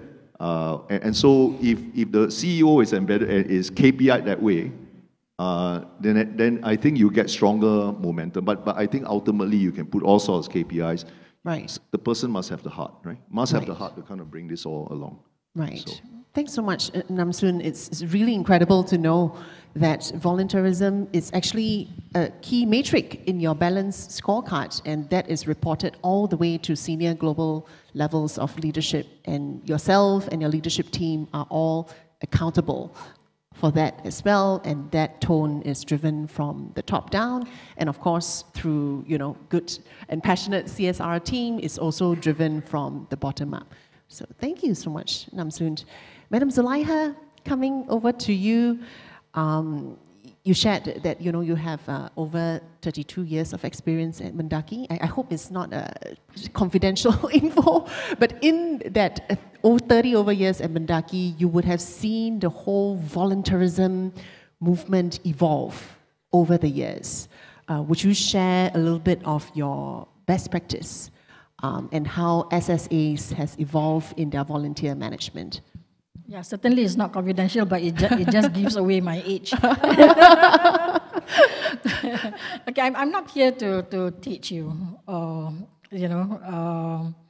For that you can see Priscilla and team for the volunteer development consultancy project, which we were a part of, and we benefited a lot from that. Right. I just want to share the Mendaki story. Okay, so if there are lessons to be learned, good. If there are better ways to do it, better in that sense. So the first thing that we realized is that we need to have a strong buy-in into the organization's mission and vision. That is important. You represent that, why people want to come and join you as a volunteer, because there are many options for them. Right. You must have a compelling story to tell. What is the current situation? Share stats, share the landscape and all that, so that people understand what is their role and where can they help you to get there. Yeah. Secondly, the consultancy actually helped us to shift our perspective. Our objective was previously supporting to develop the competency of the Malay Muslim community. Right? There's nowhere here talking about volunteer. It's more about helping the organization, that's it. Okay? Right. So we shifted, actually the consultant helped us to have clarity on it, to build an inclusive and diverse group of volunteer leaders that strengthened the competency of the Malay Muslim community. So the role of the organization in developing the capability of the volunteers, to become leaders, so that they can become our strategic partner in helping the community. So with that, it changed our perspective, it changed, our work plan and so on and so forth. What we also learned is that, with the younger people and all, no longer should we just emphasize on volunteerism as a self-sacrificing act. Purely altruistic, right? But we need to also pair it up with what is the value proposition. Okay, Right. What do they also gain out of volunteering with us? They can learn critical thinking, strategic thinking, enrich their social capital, and it also colors their life experiences in that sense. Secondly, just like what Namsoon has said, is for in Mendaki we include the volunteer management as an integral part of our organizational work plan. So we have KPIs, we track it, we link it to the overall organizational key results, so that there is alignment. Right. Yeah? Because many times we see volunteers as supporting, they don't figure anywhere in the larger numerics of the organization. And then make sure that we report it at the management meetings and even report it to the board. So you elevate the importance of volunteer management. Right. Thirdly, we realize that we cannot do it alone. And we should never do it alone. Seek help where needed. For example, we have an 18-month leadership program for young leaders. Okay, we partner up with Franklin Covey and the Common Purpose to throw up a curriculum for us. Okay, so that we are able to blend the theory and also the practical part of leadership, of community leadership. Yep. And for our mentoring program, we actually went to LA, learned about the gift-centered mentoring, came back, contextualized it to the Singapore environment. And last year, we got it accredited by LLI, and it's now a WSQ gift-centered mentoring for youth program. Wow. So our mentors will go away with this certification, which they can use, for their workplace or for fresh graduates who are seeking for employment. This can be put in their testimonial. Yeah. Same with our class Mathematica. This is a numeracy program for parents. The facilitators, undergo training, and we are going to get it accredited. We are working with a polytechnic at the moment. Yeah, so hopefully that also can help our volunteers to get accreditation.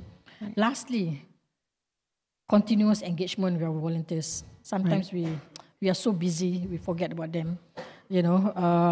Involve them in FGDs, surveys, foster a sense of appreciation. Yeah, this is quite common. I think everybody does this. And what we did also is this. Mendaki is reported at the Community of Supply in Parliament by our chairman, Minister Masagos, and also our deputy chairman, SMS Zaki. So what we did was we extracted clips from their speeches where they reported on our programs, and we sent it to the volunteers. So they feel that connection that, my work is being mentioned in Parliament. Yes. There's this sense of achievement for them. Right. Yeah. Excellent. Thank you for sharing, Madam Zulaiha. I think a few key points that you have brought up. Number one, how can we have volunteers feel that they are part of the larger mission of the organization and have them to be part of that purposeful force for good? And you mentioned about volunteer development. How can we increase their competency and also go for skills accreditation, which will be helpful to them as part of their continued skills development to stay even more employable and also to make their life more enriched as well, right? Yeah. And the last point which you've mentioned, I think innovative ways to appreciate the volunteers, letting them know that their work counts and their work matters and contribute to the overall impact story of the organization with key results and success stories. So thank you for that. I'd like to go to Pigeonhole. Really wonderful questions that you have submitted and opened to Anita, Namsoon, Madam Zulaiha. The first question, I think, is an unasked question. In the room or in all of us as we are in the volunteer and social service space, how do we convert the unconverted? Volunteering comes from internal motivation. How do we capture those who are on the fence? Or, if I may add to the question, very far from the fence? Anita, maybe starting with you. I guess a couple of things. There are two areas to convert. I'll talk about it first from the perspective of an SSA. You need to convert the people who work in the SSA. You need to convert your board into seeing the value of volunteers. And I'll share one thing very quickly. This is some years ago when I chaired Assisi Hospice. And it was the CE who convinced us to invest more in the volunteer space. And what happened was, we had a training program for volunteers. And what she did was, she demonstrated that in that program, these volunteers augmented our workforce in the wards. They were specially trained. They came in every day on a roster system to help. They changed diapers, they helped bathe the patients, they helped feed breakfast, especially when there was a changeover shift. When there's a change of shift, 7:30, all the nurses have to go for a briefing. The volunteers were there. And at that point in time, I remember very distinctly in the boardroom, she reported that that was the equivalent of 14 FTE. 14 full-time staff. And of course, when you translate it in terms like that, all of a sudden for the board, right, it takes like, oh, volunteers have value. They're actually, and that's the thing, it's seeing them as part of your workforce, even though no one else sees them as. And the same thing for potential volunteers. It's how do you engage people who do not even see themselves as volunteers? Yes, right. How do you bring them in? How do you expose them? Because the thing is, one thing about volunteerism, and this is the thing, is to how do we convert people to be regular volunteers as opposed to the sporadic? It's all about, and you've mentioned it, it's all about building relationships.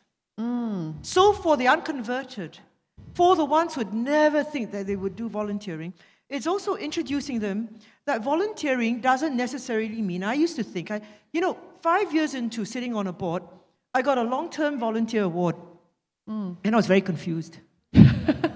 Because to me, volunteers were those, who sing karaoke with the ODs, you bring them for the medical appointments, you play mahjong with them. But to sit in an aircon room, very comfortably with a whole bunch of other people whom I felt very comfortable with, it never occurred to me it was volunteering. There was skills-based volunteering. There was no label to it in those days. So a lot of times for the unconverted, it's really introducing them to something that they're comfortable doing. And it's just continue doing that, but with someone whom they may not know, with someone who needs it. Right. And that builds up the relationship, and that's where it comes in. Right. Thank you so much, Anita, on kind of sharing the story around how can we kind of lower the barriers to entry, make it easy to have that first experience, and once there is a meaningful connection, that volunteer will come back again and again, and hopefully be a regular volunteer, not an ad hoc volunteer, right? Namsoon, in your perspective, how do you convert the unconverted? Yeah, so I'll come from a background that maybe personally I'm an eternal optimist, right? Okay. So I think there's inherent good in everyone. Okay. And people want to feel and volunteer and feel appreciated through the actions, but sometimes they don't know where to go. Sometimes, it's too busy. I remember when we kind of said we're going to go on to Project V, I gave this analogy, for me, I love to exercise, so it doesn't matter every day, whether I'm in Singapore, I wake up first thing, we have to eat, we have to exercise. Some people like to play golf, but some people like to volunteer. But you kind of look at a few segments, right? So to Anita's point, I suppose there's the board and management. We can move them. I think you can see the value, business benefit. That's well and fine. There's a group of the converted that are already volunteering. Right. But if we can, maybe I give the example more from my firm's perspective, right? But if we can give them more leeway to volunteer in terms of volunteer leave, if we can amplify stories, if we can reward and accord recognition when someone volunteers, not just when they sow the largest deal or deliver a very difficult project, I think then that kind of motivates people to say, look, because people need to be recognized and all that. So I think that's one. I think the other bit is that and I'll just expand this a bit more about the skills-based volunteering. Yep. So I look at the recent stats we've got. Last year, we basically ran 137 of these volunteer programs. So if you think about it, that's literally 137 in the entire year. 90% of that is actually skills-based. And we acknowledge, so I don't want to kind of discredit, that there's still a lot of value to kind of paint walls and build roofs and things like that, and sing karaoke. I think those are important. But at the same time, in our firm, because we are a knowledge organization, and because it's audit, tax, consulting, and whatever, finance and STEM, if we can impart finance skills, accounting skills, STEM skills. We can help at 3 levels, right? We're talking about individuals. So we have volunteers that work with the secondary 3 students in Spectra, where we help them equip so they can get better ready for their internship program. We work with entrepreneurs, a lot of which are SMEs or impact entrepreneurs, to help them look at governance issues, which is our bread and butter, to look at how they can grow their business, particularly potentially outside of Singapore as well, and pull our network because we are a globally run organization. I think those things, and of course working with on things like Project V with NCSS and VPC, those things I think allow us to kind of amplify and expand it. So the roles-based, I think that bit of just ties it back to how do you make it more meaningful. Right. You know, that you can, the skills and the experience that you have in your day-to-day job, actually if you have some extra hours, you can expand it and benefit somebody else or a corporate or the society as large. I think those are some of the things that we had to go through. Thanks so much, Namsoon, for sharing sort of facilitation of volunteer leave, but also recognition of volunteers and sharing of the impact stories to inspire the unconverted to come on board. And to your point, the feeling of being able to use your skills for good and as an extension of the EY team, I think that is an incredible feeling and fulfillment as well, right? Madam Zulaiha, coming to you for probably the last comment before we wrap. Yeah, I resonate with our friends here, about making it easy. So just would like to share one real life story about MSD Pharma, who is our corporate volunteer. Right? They came on board in 2023, and as part of their CSR, a group of their staff signed up as our mentors for our ITE student. Right. So the model of the program is such that they have to meet the students face to face at least once a month for 1 hour, and because they are working, so they could only meet the students after office hours, and therefore it means that, or during weekends, it means that the students themselves have to stay back or come back on the weekends, and because of that, the attendance rate was very low. And that demotivates the mentors, right? They come all the way, the students didn't turn up. Okay. Yeah. So what happened was, we as the host organization, we facilitated. We sat down with ITE, we sat down also with MSD Pharma, okay, to make it possible. And we negotiated for ITE to give us classes and for us to conduct the mentoring program for 1 hour per month during curriculum hours. Okay. And MSD Pharma to release their staff for 1 hour a month using the volunteer leave. So volunteer time off in this sense, And that happened. That happened. ITE gave us 3 classes. They chose the class for us. Yeah. And it's a win-win-win situation actually, right? One, the win for the student is that they didn't feel that they were singled out for a program, right? That if not, they would feel that there is something wrong with me, that I am being selected to go for mentoring. Okay. Win for MSD Pharma because they get to do their CSR. Win for ITE. Yep. Right, because their students get intervention, 4 wins. So win for Mendaki, because we get the program to be done quite perfectly in that sense. And because we are able to have this working model, this year we have 2 more corporates coming on board, right? Yeah, we have SUTD and also Micron coming on board for this. Excellent. Because, thanks. Thanks so much, Madam Zulaiha. I think it's these creative facilitations that makes it easy for volunteers and thinking of ways to how can we kind of sync them up, right? And also make it easy for the beneficiaries to participate and to commit to the program as well. We've covered a lot of ground in our questions today, but we touch upon kind of three big themes, right? One on leveraging tools and innovation in order to amplify our impact in this space.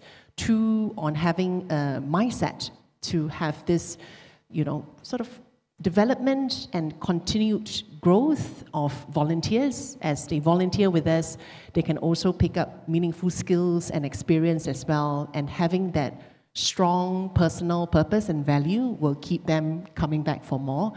And lastly, how can we have volunteers and staff of SSA work together hand in hand in order to really kind of shape this culture of service and collective action to meet a wide range of needs in our community.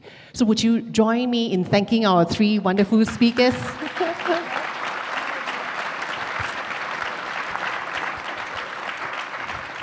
Thank you so much.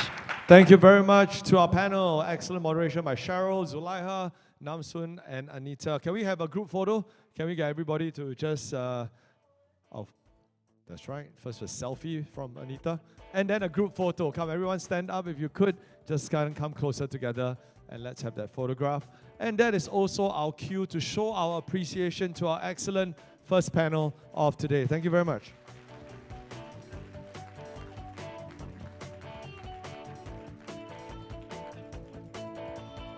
Thank you, panelists. Ladies and gentlemen, just before we go on our break, just now in DPM's address, he spoke about SG Share, right? So a very, very important initiative in the SG 60 year. So in this very special year, we want to give you an opportunity to contribute and take action. But for now, we are going to give you a video that is done by SG Share by Community Chess. It is set to a tune of A Million Dreams from The Greatest Showman, and it features performances by the Voices of Singapore, Children's Choir, and Starlight Voices. We hope that this video will inspire everyone to take action in this special year to support those in need. Please enjoy the video.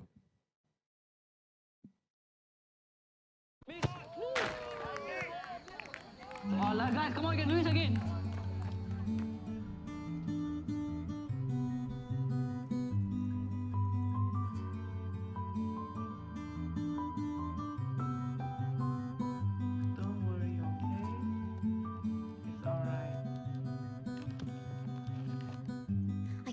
My eyes and I can see a world that's waiting up for me, that I call my own. Through the dark, through the door, through where no one's been before, but it feels like home. They can say it all sounds crazy. They can say I've lost my mind.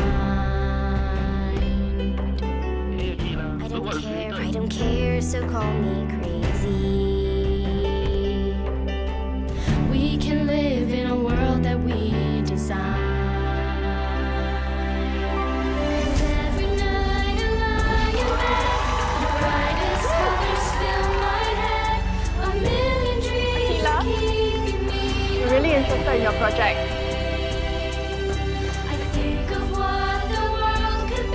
Are you ready? Okay, let's go. Come.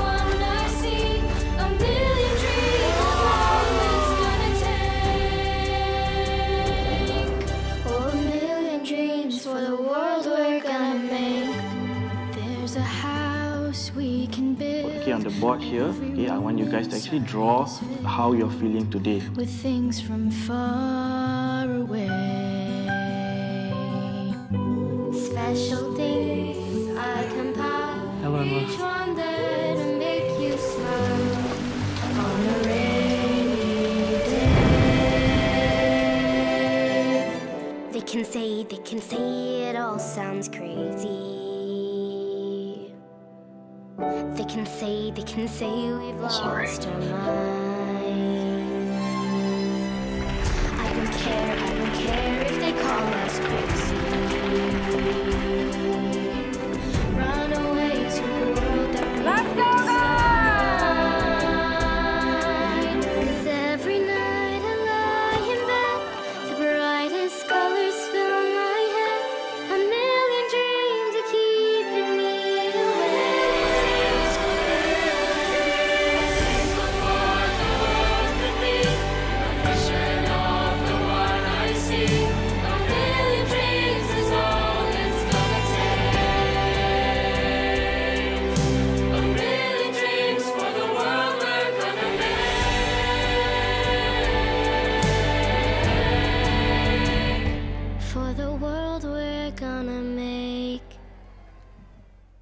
What a beautiful video. How about a round of applause?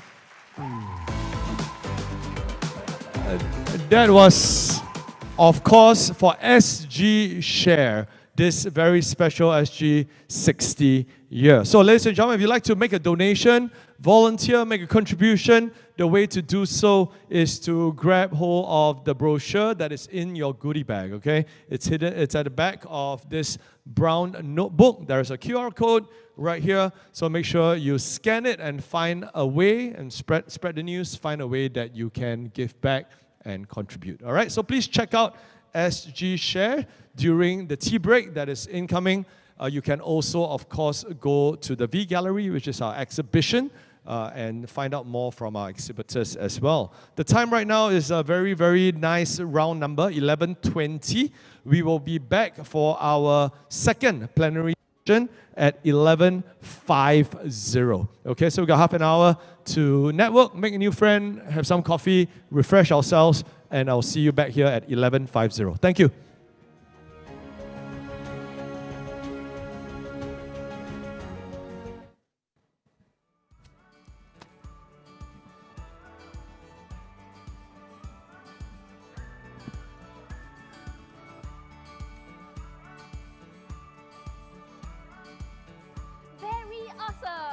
Supportive. It's inspiring. Community building. Onwards. Trailblazers. Catalyst. Connectors. Brilliant. Synergy. Motivational. Invaluable. Transformative. Empowering.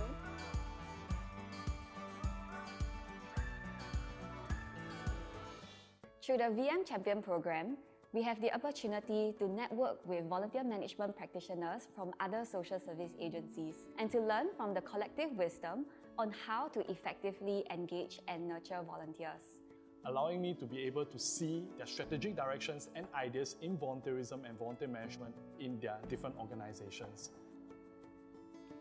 I had the opportunity to participate in the VM Developmental Camp, where we gain rich insights through the highly engaging fireside sessions with great leaders. I was also given the opportunity to be part of the VM Peer Mentoring Program, where we get to share knowledge with one another and implement innovative approaches in our volunteer initiatives. The VM Champion program gave me confidence and assurance that I am not alone in this journey. We share best practices and challenges. We learn and grow together in our own respective ways. The VM Champions program allows me to be able to appreciate volunteer management as well as volunteerism at the national level, allowing me to see how volunteerism can impact our society and our nation as a whole through augmenting our service delivery to our clients and to our service users.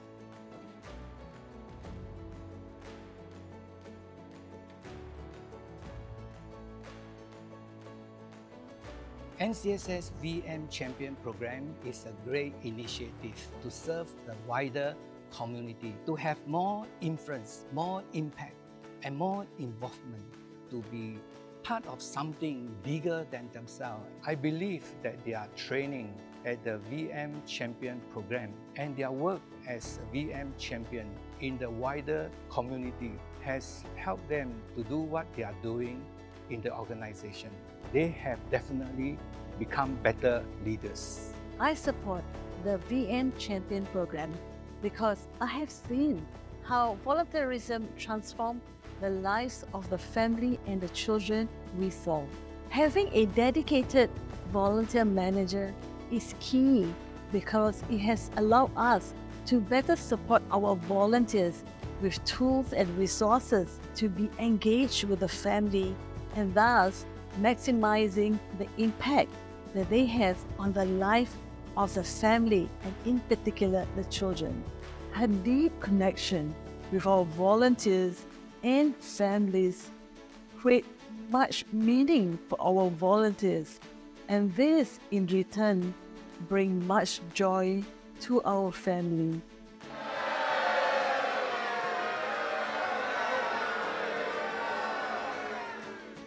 Don't hesitate to join the VM Champion program. To be part of a family of VMPs. Together, we foster a culture of continuous learning to make a positive impact. Be the catalyst in making that meaningful difference in our organizations and the communities we serve.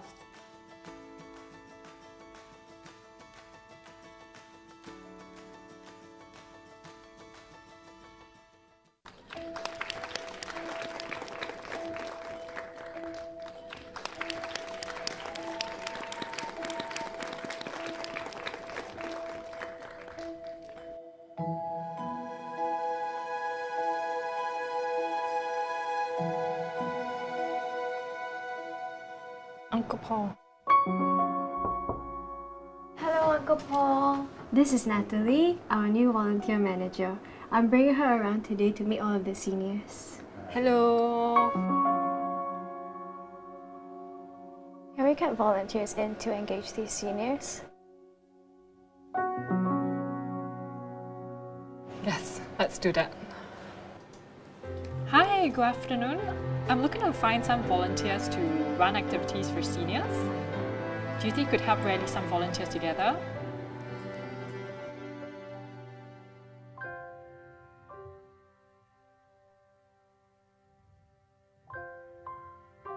Uncle Paul.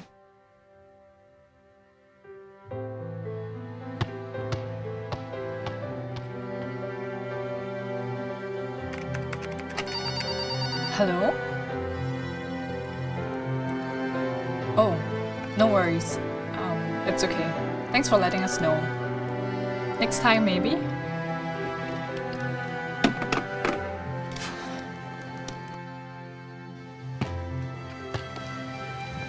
Uncle Paul, here you go. One more time.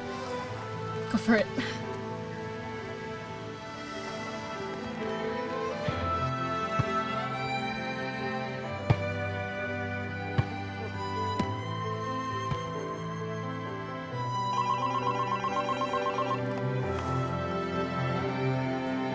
Hi, darling. Mommy, are you coming home soon? Yes, Mommy's coming home already. See you soon, okay? Bye-bye.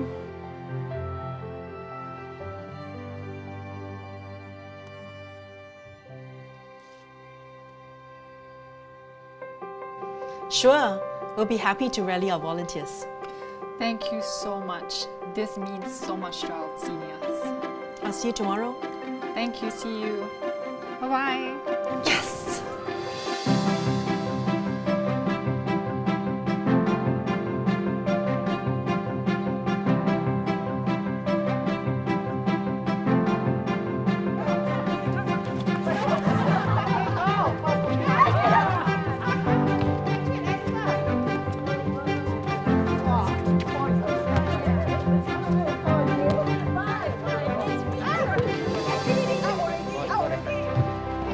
Would you like to join them, Uncle Paul?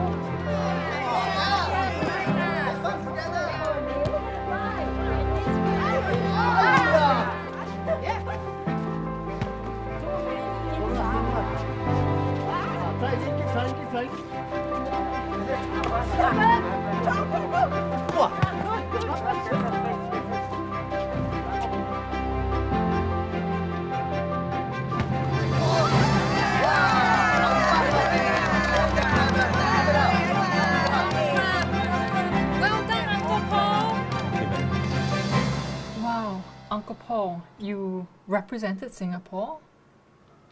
Well, that's 40 years ago. Of all the medals and trophies I have, this one means the most to me.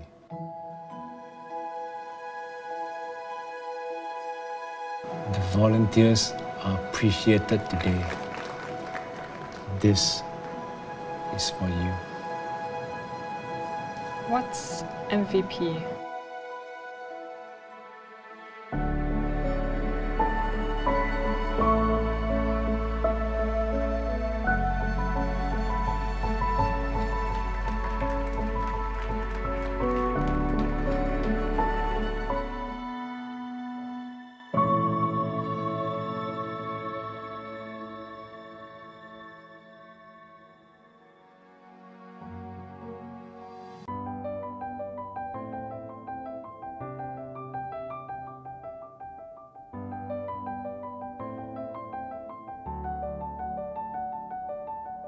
Volunteer management is such an integral part of the organization strategy. Volunteers fill the gap in terms of their skills, in terms of the talent they bring, and the expertise they provide. An entire value chain of everything that we do in terms of the capacity and capabilities will be strengthened. Volunteer management accordingly is a very important part of our strategy. For example, I would like to highlight our door-knocking exercise program. Volunteers reach out to different families in the community and try to identify the needs of young children in the Indian community, particularly around education. We deem it as a very important and integral part of how we deliver our work in Sinda. When we integrate volunteer management into organizational strategy, we build a culture of inclusivity so the larger communities can help the underserved communities. We develop robust frameworks, guidelines, as well as procedures. We ensure that our volunteers continue to feel that they are meaningfully engaged and can understand the impact of their service. At the end of the day, it's how we can be better together.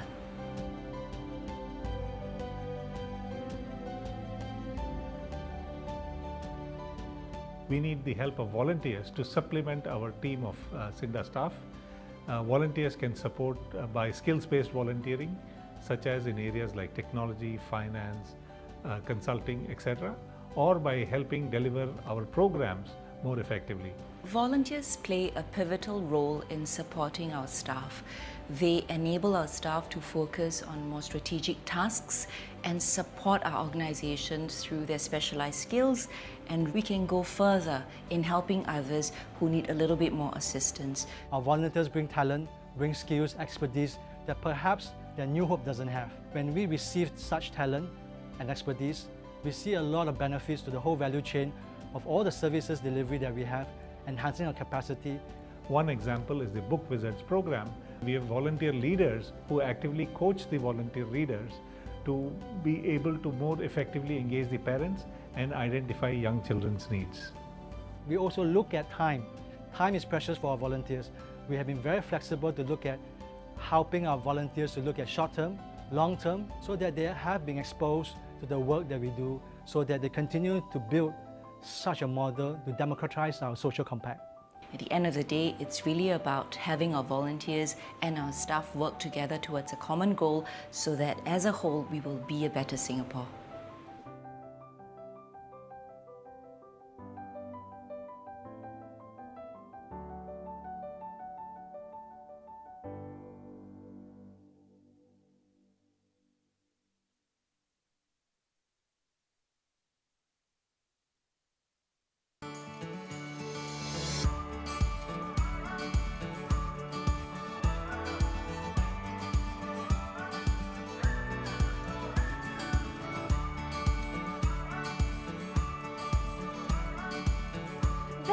Awesome! Supportive is inspiring. Community building. Onwards. Trailblazers. Catalyst. Connectors. Brilliant. Synergy. Motivational. Invaluable. Transformative. Empowering.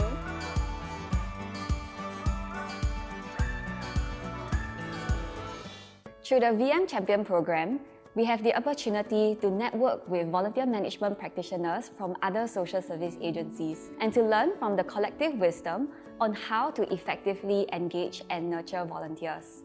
Allowing me to be able to see their strategic directions and ideas in volunteerism and volunteer management in their different organizations. I had the opportunity to participate in the VM Developmental Camp, where we gain rich insights through the highly engaging fireside sessions with great leaders. I was also given the opportunity to be part of the VM Peer Mentoring Program, where we get to share knowledge with one another and implement innovative approaches in our volunteer initiatives. The VM Champion program gave me confidence and assurance that I am not alone in this journey. We share best practices and challenges. We learn and grow together in our own respective ways. The VM Champions program allows me to be able to appreciate volunteer management as well as volunteerism at the national level, allowing me to see how volunteerism can impact our society and our nation as a whole through augmenting our service delivery to our clients and to our service users.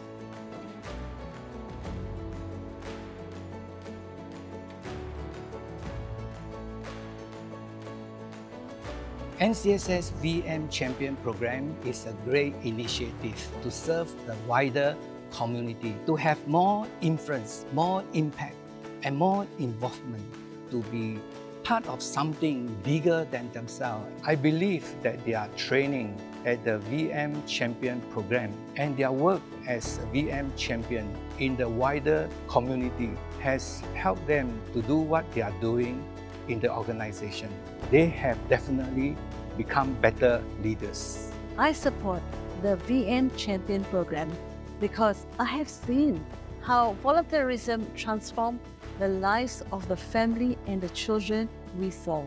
Having a dedicated volunteer manager is key because it has allowed us to better support our volunteers with tools and resources to be engaged with the family and thus maximizing the impact that they have on the life of the family and in particular the children.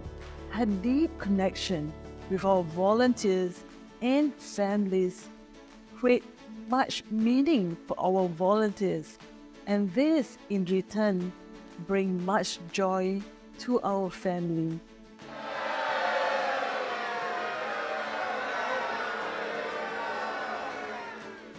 Don't hesitate to join the VM Champion program. To be part of a family of VMPs. Together, we foster a culture of continuous learning to make a positive impact. Be the catalyst in making that meaningful difference in our organizations and the communities we serve.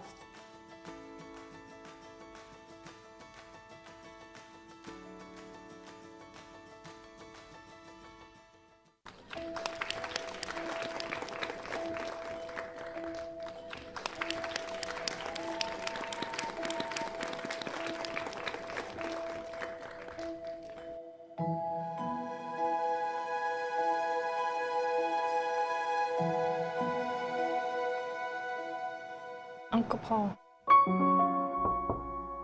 Hello, Uncle Paul. This is Natalie, our new volunteer manager. I'm bringing her around today to meet all of the seniors. Hello. Can we get volunteers in to engage these seniors? Yes, let's do that. Hi, good afternoon. I'm looking to find some volunteers to run activities for seniors. Do you think we could help rally some volunteers together?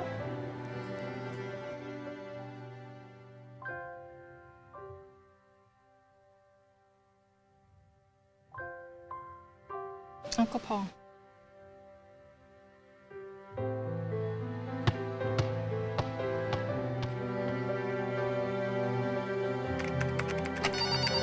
Hello? Oh, no worries. It's okay. Thanks for letting us know. Next time, maybe?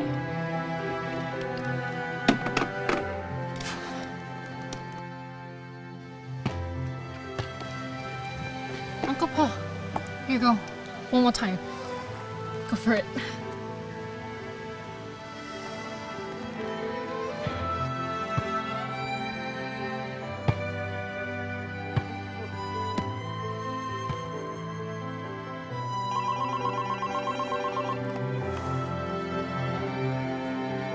Darling. Mommy, are you coming home soon? Yes, Mommy's coming home already. See you soon, okay? Bye-bye.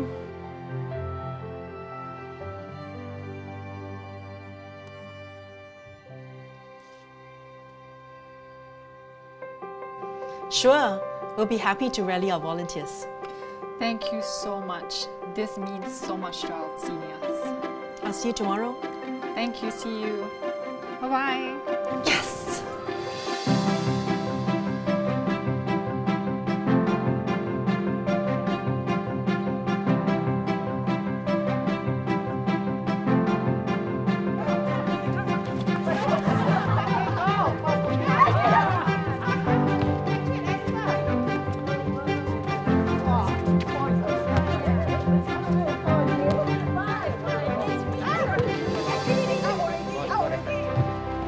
Would you like to join them, Uncle Paul?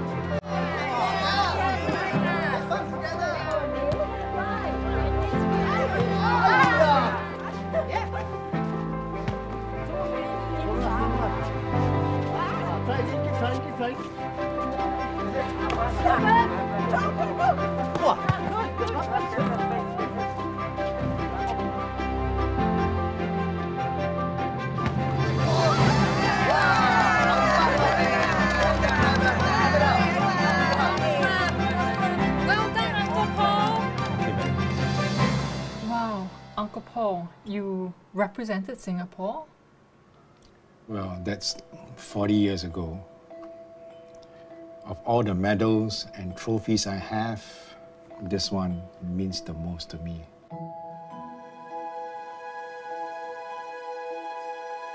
The volunteers are appreciated today. This is for you. What's MVP?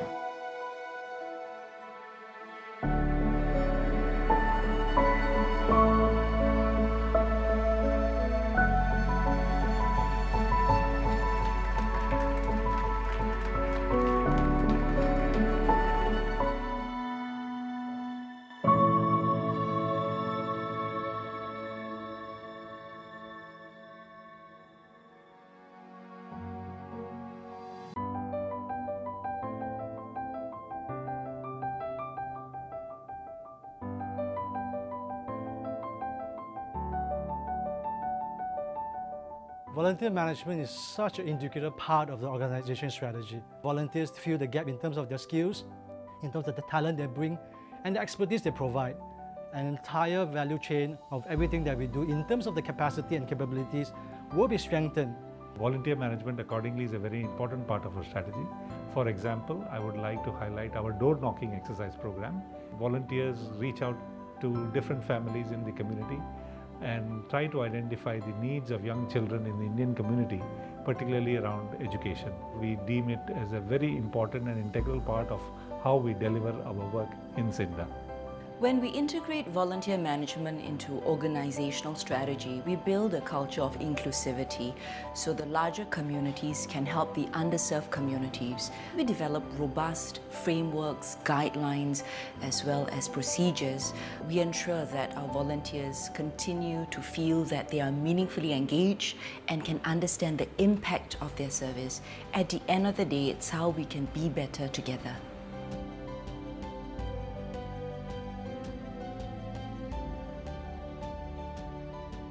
We need the help of volunteers to supplement our team of Sinda staff.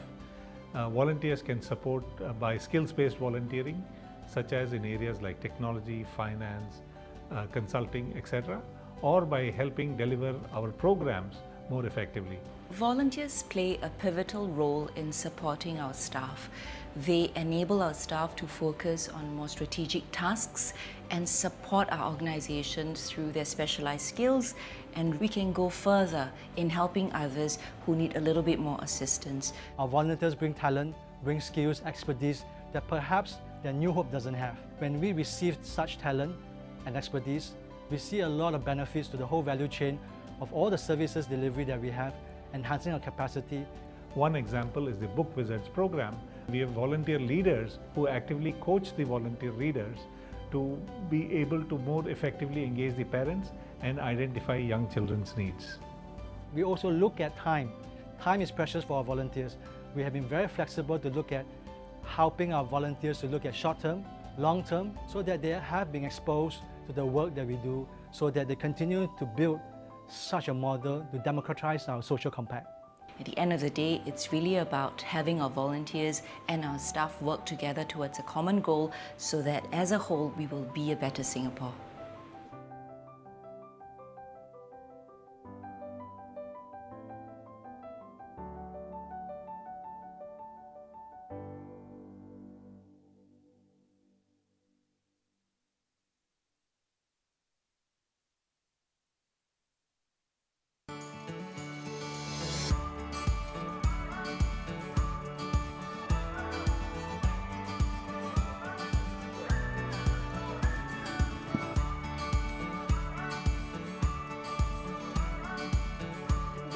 Awesome! Supportive is inspiring. Community building. Onwards. Trailblazers. Catalyst. Connectors. Brilliant. Synergy. Motivational. Invaluable. Transformative. Empowering.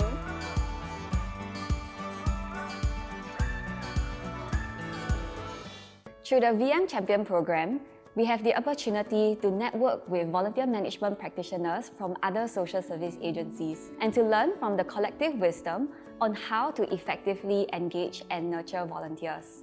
Allowing me to be able to see their strategic directions and ideas in volunteerism and volunteer management in their different organizations. I had the opportunity to participate in the VM Developmental Camp, where we gained rich insights through the highly engaging fireside sessions with great leaders. I was also given the opportunity to be part of the VM Peer Mentoring Program, where we get to share knowledge with one another and implement innovative approaches in our volunteer initiatives. The VM Champion program gave me confidence and assurance that I am not alone in this journey. We share best practices and challenges. We learn and grow together in our own respective ways. The VM Champions program allows me to be able to appreciate volunteer management as well as volunteerism at the national level, allowing me to see how volunteerism can impact our society and our nation as a whole through augmenting our service delivery to our clients and to our service users. Hi friends, very good morning. We are 4 minutes away. Try and get started by 11:50 so that we don't hold back your lunch for too long. So wherever you are, if you're outside at the foyer, I'm going to invite you to come on back in. Same thing, we are doing our free sitting again. So we're going to get everyone to move, especially now since people are a bit dispersed. So can we get people to please move forward and center? Okay, forward and center if you can, so that the crowd's a bit more concentrated. So some folks are dispersed over at the exhibition, some are still outside. So let's fill up the center so that we can get started. We aim to start in 3 minutes' time. If you have colleagues still having their coffee, please help me to invite them back in. Thank you.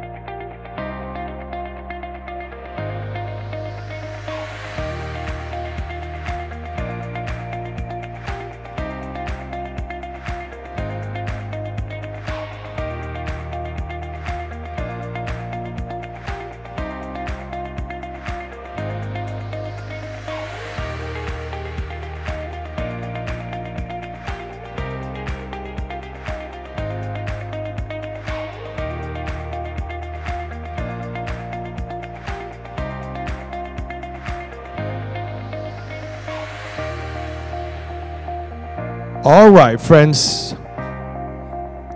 The actual announcement in my ear is we need to get more people in. We're going to start very soon. Okay, so please, let's get more people in, everybody.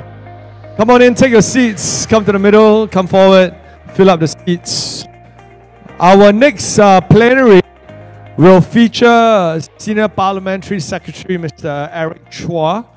So it's a big one.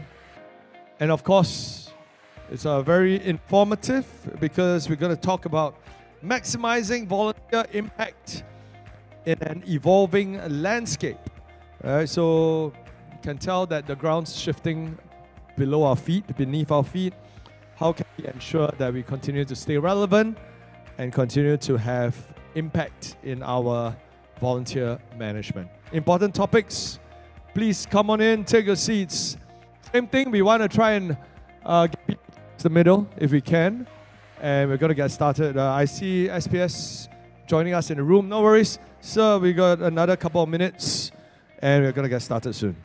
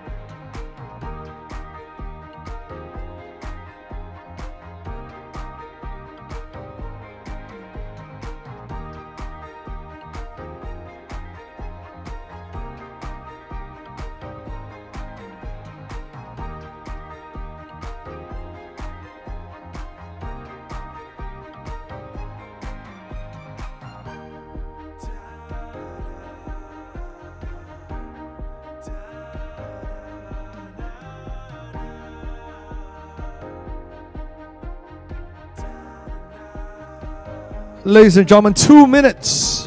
We get started. 1155 on the dot. For now, please make sure you are on Pigeonhole. As usual, we'll be using that to take questions and upvote questions.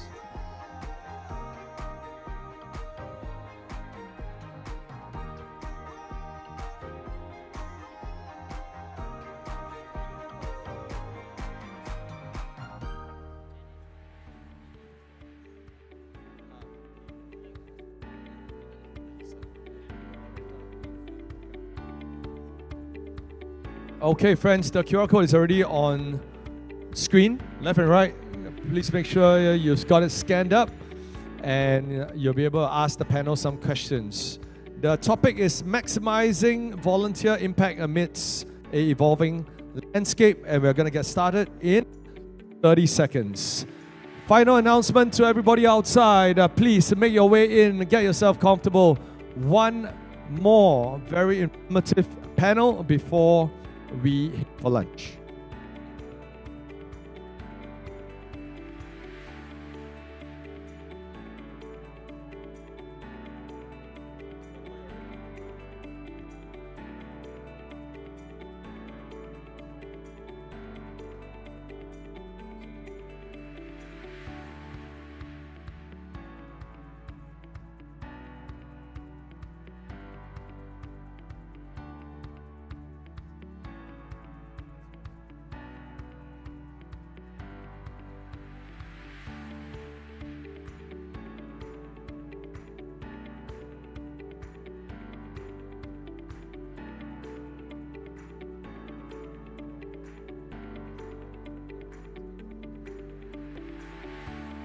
Welcome back to the finale of our AM session, ladies and gentlemen. We hope you had a really good tea break, whether or not it's to get a bit of caffeine make a new friend, network, and visit our booths at the exhibition. We are now going to proceed with our final plenary of the day, Maximizing Volunteer Impact Amidst an Evolving Landscape. Before we go any further, just hope that everybody is already on Pigeonhole so that you're able to ask questions and upvote your favorite questions. Due to time constraint, we may or may not be able to take all the questions, but we certainly, the more questions that you vote for, the more likely that it will be asked by the moderator. Now, please join me to welcome our esteemed panelists as well as our moderator on stage. Our first panelist, none other than our host for today's Senior Parliamentary Secretary at MSF and MCCY. Please join me in welcome Mr. Eric Chua.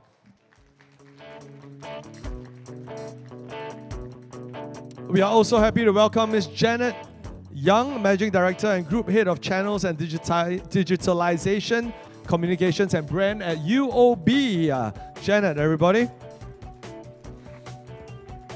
We are also happy to have with us Mr. Christian Chow, CEO of Care Corner.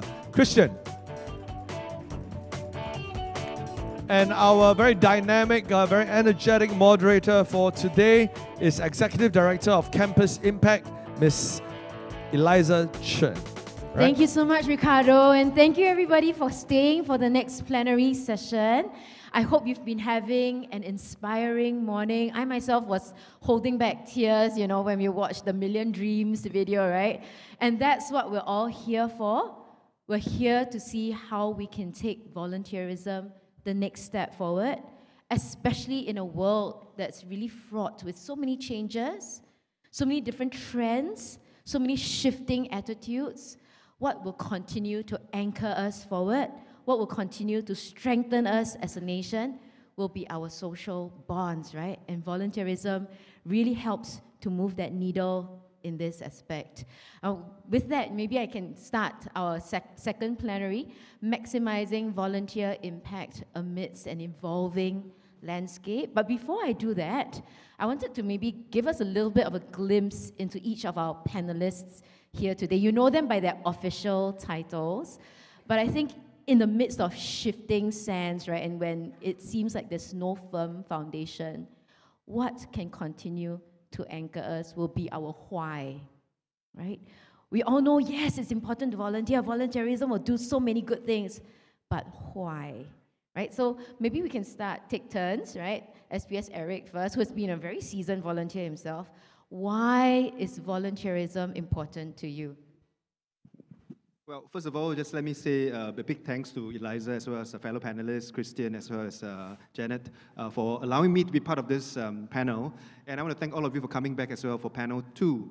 And I wanted to also give thanks to the fact that, you know, I can be here this morning, rather fresh and awake. But I want to just also share without consent what some of the panelists have talked to me about earlier. I must share that between us, the number of hours we slept last night was probably not enviable by many. Yeah, I know Janet slept at 4 a.m. I slept at 1 plus, woke up at 4, couldn't sleep, slept at 5 again, and then by 6:30 I woke up again. So I'm not sure how that is in terms of sleep cycles and restful sleep. But I'm sure, I want to start that off, but I'm sure that is a reality of all of us. Right? I'm sure many of you are sleep deprived, are not clocking enough sleep, because now, I'm going off seriously on off tangent. Recently, I started tracking my sleep by wearing a smart ring, right? And I realized that my sleep patterns are terrible, to say the least. And that, because I can see my own sleep score, and then I can see community average score. That means those of us Singaporeans, right, who are also wearing a smart ring and also on this app, I see that our community average is pathetic. So I just want to say, that gives a bit of context as to why I gave thanks earlier, because for things like this to happen, so even last night, as our colleagues from the organizing team, stayed back to get these things going, I'm sure they did not have enough sleep. So can I just maybe go, borrow everyone's pair of hands to just give everyone a big round of applause.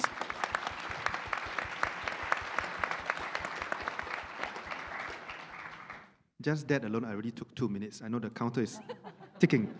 Now, volunteerism. I want to start off by quoting something that Anita said in the first panel. Anita said that actually in the 1980s, right, she started off, by having those annual 1 or 2 sessions of community service in school. And then that was absolutely meaningless, she said. I was about to tell her, and I told her during the break time that, hey, in the mid-1990s, when I was in school, same thing. But actually, I had a slightly different view, in the sense that I think some of these seeds are important. Because even though I thought, giving back and spending time with, at that time, it was children from Jurong Gardens School for a swim session, was not worth my while, frankly. The 15-year-old me thought that, all right? At age 25, I came back somehow full circle, and I found myself doing weekly boxer-size programs with kids from a special needs school as well. So life has its way of finding its path and having us, come back to things that we were meant to do, I believe. And I always tell people that I'm the antithesis of a bathtub effect. If you are in volunteer management, you definitely will know what a bathtub effect is all about. When life gets you, you drop out of volunteerism, and then when you sort of wrestle your life back when you're nearing retirement, and then you come back to volunteerism again. But I started volunteering when I started working at the same time. So I think there's hope, there's light for us to be able to tap on that inner goodness in all of us. So despite the fact that we are faced with so many challenges, so many competing demands and needs in our lives, we have family, we have demands of work, and we have demands of life in general. But there is still a good chance for us to tap on each and every one of our inner goodness and to really grow volunteerism in Singapore. Nice, thank you so much, SPS. And I wanted to complement that perspective, right, by saying, yeah, I'm also a 1990s volunteer. And it's true, the seeds that are planted do stay, and they eventually sprout, and eventually also bear fruit. So yes, I myself was also volunteering, and now, in the 2020s, right, thanks to NCSS and the VMCD, we've also developed volunteer toolkits for students, so that they can make their volunteering experience even more meaningful, and they can cement their learnings, and that will help them, develop the important life skills to succeed even in the workplace. Okay, now to Janet. Why is volunteering important? So good afternoon, Janet, UOB, privileged to be here. I was going to say that it started when I was in school. When I was in primary 1, I became a brownie. Those of you who have never heard of it, okay? And this thing you must remember, when we were young and you're in primary 1, you do what your teachers say. So the teacher say, la la la. And what does la la la means? Lend a hand. She was very easy. So every time I go to brownie classes, which is on Saturday, my mother will say, hey, go make sure you are a good brownie. So actually at home, I get reinforcement. In school, my teacher say, okay, all of you form circles, la la la. So lend a hand, lend a hand, lend a hand. So we are quite used to this thinking around lending a hand. And actually that's what volunteering is. At the end of the day, is giving back and helping where need is there. And to reinforce this, there was this campaign called Keep Singapore Clean. So brownies were then sent across all our school first, because they didn't want us to fall, get knocked down. So first, clean your school grounds. So we pick up rubbish, take basket. There was a broom. There was no vacuum cleaner, so you can see which era I come from. No vacuum cleaner. So take a broom, sweep, sweep, sweep. And when we were good, in primary 2, we were allowed to go outside the compound and then pick litter. Actually, this was the Keep Singapore Clean. So actually, it stayed with me for a long time. So I was a brownie. And then in school, this has always been the way I was. We went to secondary school. I did the same. I was very active. I can't sit still. You can see I'm the can't sit still type. And then in JC, it continued. I was a student councillor. Actually, when I started work, this volunteering, then I changed, because you can't tell people la la la, right? Because they laugh at you. They say Singapore la and la la la. So I actually decided, and I had a chairman under Spring Singapore called Philip Yeo, right? Chairman Philip Yeo. And he has this thing called MAD. Actually, I adopted it in my own Make a Difference. So I felt that this was the basis by the why. I have always felt that this comes from the bottom of the heart. From la la la, it became mad, make a difference. And I think this continued, and I use this to evangelize with everybody that I come across right now in the bank, in UOB. You know, when I go and speak to a group of people, I actually tell them that, you know, you must come and make a difference with me and be mad. And then they kind of look at me, and after a while, they get it. This is my story. Thanks, Janet. How about Christian?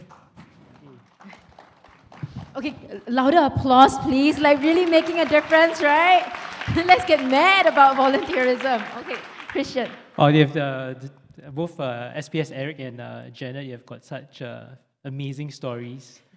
I'm not sure whether for myself that the journey started in school. I think for me it started more with you know, the community I was part of, and that's a church community. So I grew up you know, in a church environment, a church community, with very godly parents. And I think one of the things that really struck me growing up was, you know, how much time they spent for other people, right? So not just for the family, but really how they committed time, you know, for other members in the church community, but also beyond the church community, right? So how they spend time with people who are in need and stuff like that. And I think those things really did rub off in me. I think it probably shaped why my own, I guess, journey started largely in public service. So I spent quite a number of years in public service, something I guess I share with SPS Eric and maybe a number of friends here. And then coincidentally, I also spent some time with UOB. And again, there was this, you know, huge belief in really wanting to make, you know, do good. And now that I'm in the social service sector, I think that alignment between this belief that community is so important. And I think when we are doing volunteering work, it's not so much about, oh, because I have more and I'm giving to someone that has less. It's really about being able to feel connected to something a lot larger, you know, being part of a community. And I think it really does, for me, it feeds really the soul. Especially in a world where sometimes there's just so much, I guess, competition, you know, and strife. You know, and I was also just reflecting on, you know, what's been happening in the past few months. And yesterday, I think it was also shared. There's so much competition. There's so much, in that sense, self-centeredness now, you know, that I think that all the more, you know, for us as a nation, as a community, this need for us to remember that we are part of something larger. And I think volunteerism is a wonderful vehicle, you know, to communicate that very important message. Yeah. So for me, I'm very grateful for that. I'll just share maybe one story. I think as you were sharing about youth volunteers, just about a week ago, I received this Facebook posting from my colleague, right? And what has taken place was that her daughter, together with a bunch of other, I think, year 5, year 6 students, quite a number, I think there were maybe 100 or 200, they organized a concert. And they organized a concert with the theme of their volunteering experiences. So they did a video, they did dance performance, and they used a concert to raise funds. And all of this did not count to their VAI. They did it purely out of their own desire in wanting to like just contribute back to the community. So I thought that was just I mean, for me, it's very heartwarming to see that. Yes, I know, you know, we have all these things in school with VAI, but there are now youths that are just doing this because they really believe that this is something they can make a difference in the community. I thought it was just I mean, I just saw the video, I was just really, really touched by that, yeah. And that gives us so much hope, you know, Christian. Yes. Thank you for sharing that story. Okay, now to the more serious topic, right? So what are your perspectives on emerging trends in volunteerism?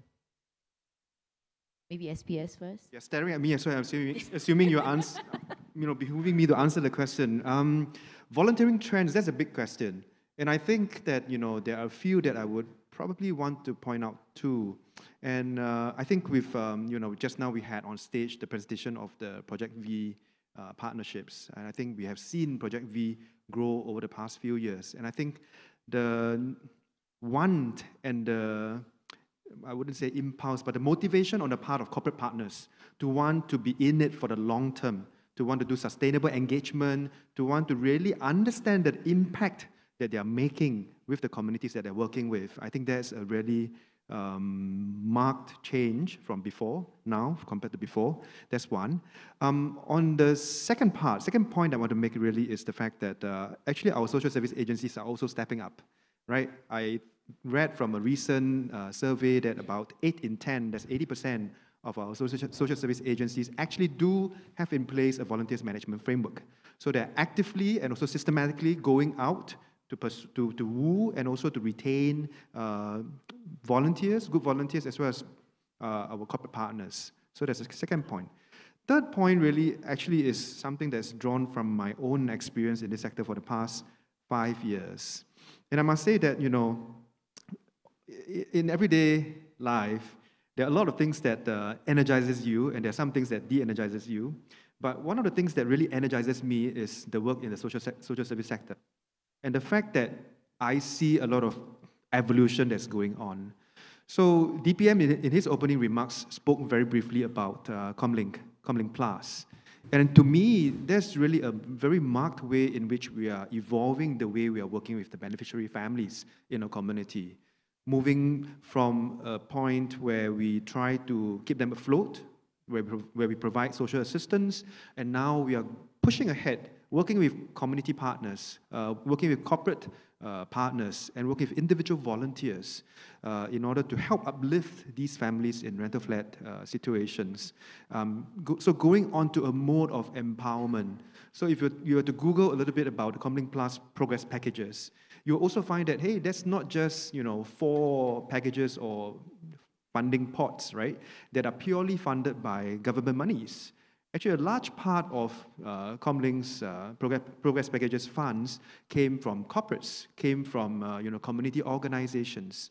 And I think that's the beauty of it, because when we talk about Forward Singapore, when you know, PM started this engagement as well as this whole movement to refresh our social compact about 3 years ago, I think it's easy to characterize that as, oh, that's just another campaign, that's just another tagline, another slogan. But I think that really is a good chance for us to redefine how we can organize ourselves and how Singapore will continue to thrive in the next lap. Because if you look at the social sector today, right, the problems that we face, the issues that we face, the trends that we observe in the social sector, actually some of them are quite large. We see some tsunamis coming. We have an aging population. We have, in the family services space, for which I'm quite involved with, I see some familiar faces amongst you, right? We are also talking about how we can evolve ourselves such that we can meet the needs that are coming, right? So we see some mini tsunamis coming. And we don't, because of the aging population issues, we don't get, you know, we are not going to be able to simply, you know, go through or work out the equation just by putting in more social service professionals.